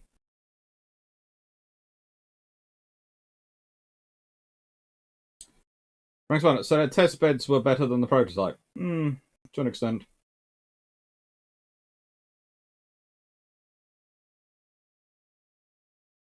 Grandma, could it not be said the twins were... No, the reason Sharnos and Eisenhower are not battlecruisers is because, honestly, they're not long enough. You need... how do I put this politely? Okay. The Scharnhorst class are 235 meters overall.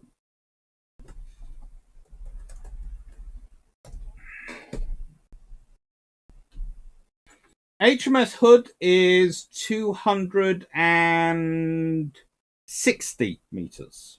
62.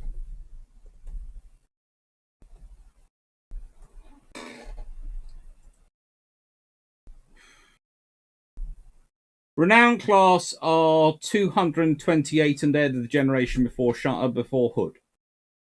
So, if you want to build a fast ship, you build it long. So, honestly, the Scharnhorsts are about the level at which you'd be going, they're longer than the Renowns, but they're nowhere near the Hood.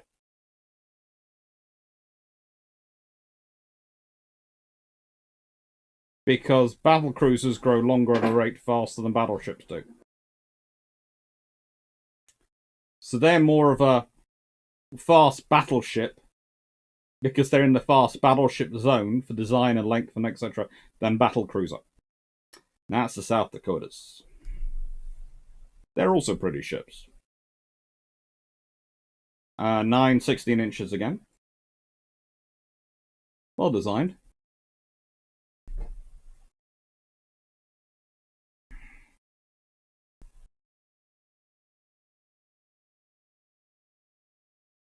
Alan was Wolf.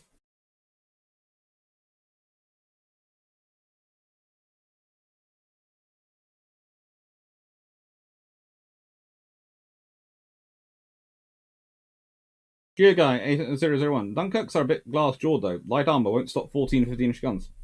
Yep, Dunkirks have many little issues, but again, the French haven't been building ships for a while. And that's the best quality armor they can get and the maximum thickness they can do. They could have bought armor from Britain. That might have been sensible, but they didn't. Or armor from Czechoslovakia. That could also have been sensible. But they didn't.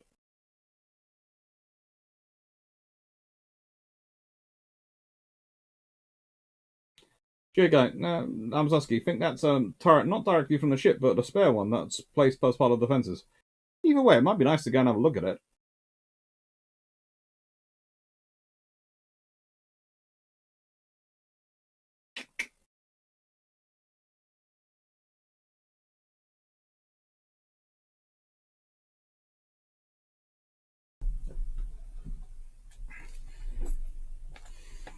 John Shank, Bismarck with 14.9 inch or 380mm and 41,000 ton, 700 ton standard, 30 knots compared to Littorio's 9 15 inch and 40,000 tons, 30 knots compared to North Carolina's 9 16 inch, 37,028 knots.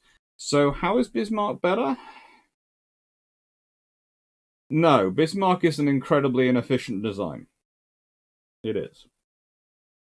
And yeah, look, you have to remember you are made great by the quality of your enemies. So after World War II, a lot of German equipment is spouted as being very, very good because that makes the Allies' victory seem a lot better. But this is also has tended to lead to a level of history in which you have people going, well, this was a super ship. Well, if it's a super ship, how does it get sunk? How does it get beaten? Oh, numbers. Well, yeah, that's true. But let's be honest, there isn't anything on the Axis side other than Yamato, which really would like Yamato and her sister, which would really like to come up against Nelson and Rodney. None of them. They would. That's why they luckily they have the speed advantage, so they can keep away from them. But if Nelson and Rodney had a little bit more speed, if let's say in 1937, when the treaties are defunct, the British take Nelson and Rodney aside and go, yeah, you know those engine spaces which we left empty when we built you? We're going to fill them now. and suddenly cranked out a few extra knots of speed. And that would be a very sensible thing if the British had actually done that. You would find yourself facing a very different scenario, especially for poor Bismarck. Because if Nelson had been fast enough, or Rodney had been fast enough, Rodney especially if it was there, let's put it this way: if you have Rodney able to go faster, then you probably keep Hood back as second, and Rodney goes up with the Prince of Wales. And then that's the Denmark Straits of Rodney and Prince of Wales versus Bismarck. That's this is not going far out in terms of history. This is quite a sensible thing. Let's say the British, like they did with the counties, had just with their county with their armor, had with Rodney and Nelson, especially as they've got all the engines at the back, so it's quite easy to get access to them. Had gone, we will leave space. Just plumb in some extra boilers. Oh, our turbines are now far more powerful than they were.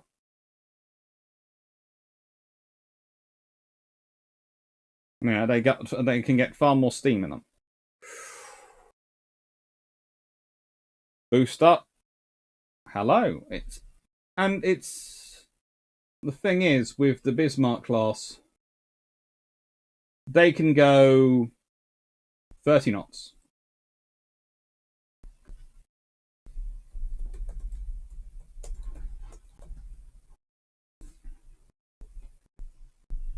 The Nelson class can go 23 knots. Okay, you're probably not going to get them up to 30 knots, even if you do much work at them, but you can probably get them up to 28. And that means they're probably fast enough to catch her.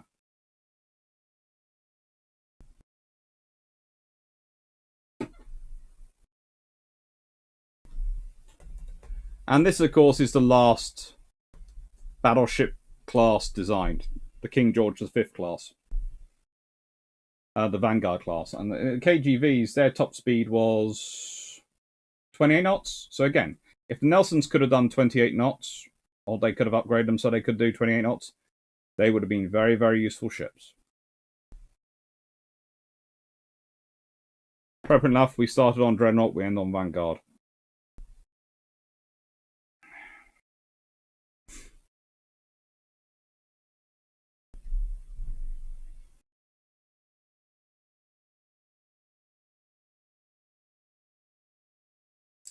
Thanks for Adam. Did see in most sci-fi now the BC is shorter than the battleship. That's because in most sci-fi the BC is just one of the grades up to getting to the battleship.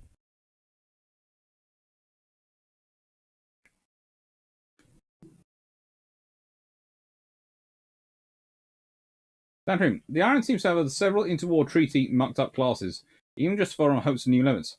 Not just KGVs and guns, but also Ark Royal, Illustrious, and Town Crown Colony class. Yeah.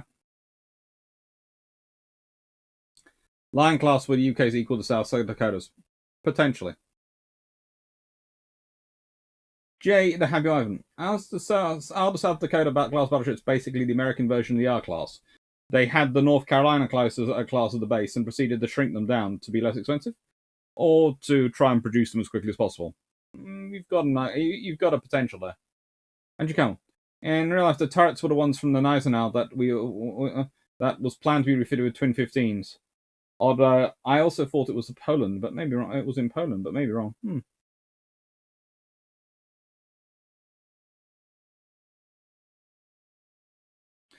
9681. You've gone under 45 minutes before next stream. Yes, I am going to at some point end this stream, and then I'm going to be starting the stream in a bit after I've got a snack.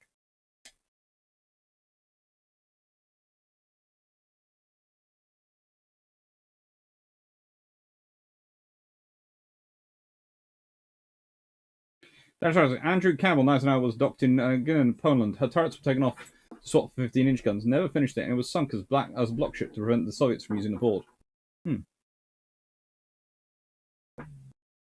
Decision: Rodney and Prince of Wales versus Bismarck is a rerun of the Battle of Falklands.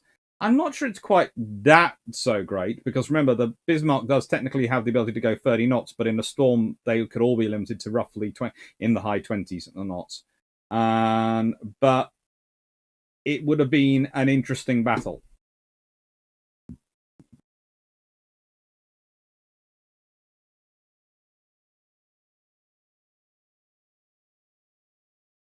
Graham Hanlon wasn't Rodney on Hawaii stateside for a refit when she was diverted? Yes. Andrew Campbell, controversial, but I think Vanguard is the prettiest ship. Let's see. British battleship. She's a very pretty ship. I'm not sure if I consider her the prettiest battleship, but she's certainly pretty. 1968 front. How many Vanguard class could we have gotten? Well, that's again, it depends. What do you want to build the yards for? Do you want the yards focusing on turning out multi-class carriers, or do you want them focusing on building battleships? You can get a lot more Vanguards if you want to focus on building Vanguards, but do you need to at that point? That's the problem.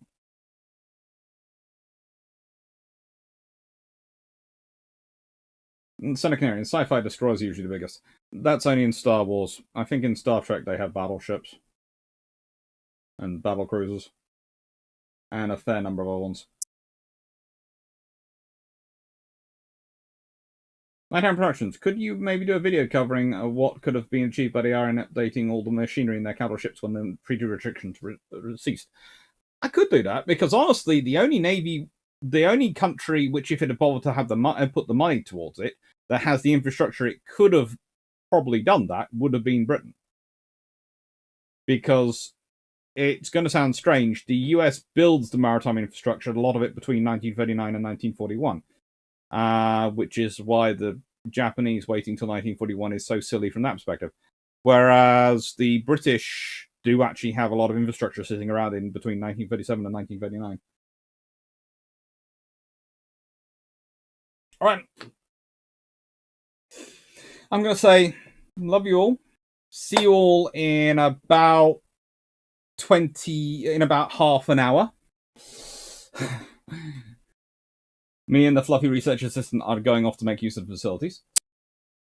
9 Productions. How fast does Hood, the Rodneys, and Avengers get? We could do that. What a shame we didn't get to see Vanguard in the Falklands. It probably would have deterred the Argentinians anyway. Doubtful, but Vanguard, if she'd been still around in the Falklands, would probably been reactivated from reserve.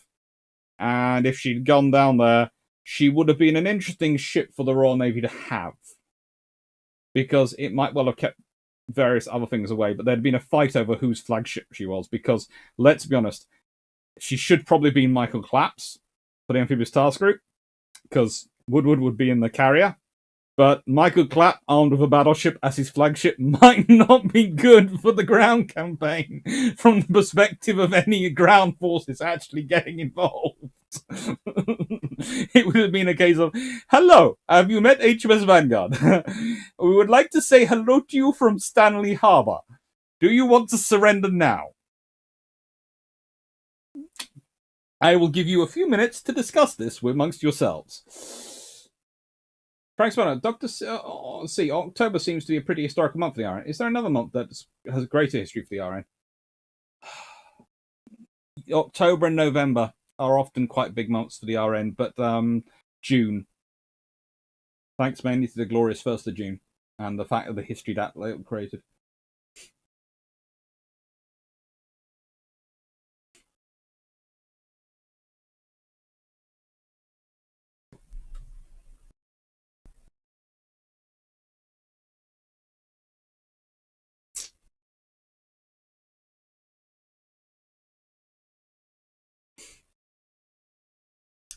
All right, take you all, everyone.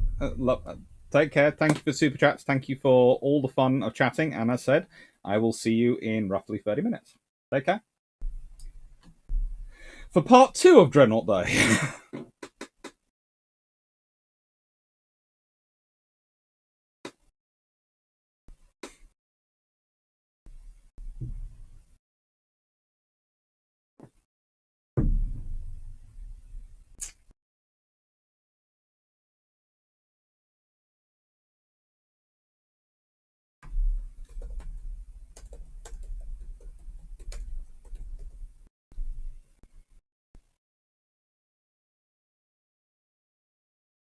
See you in a bit.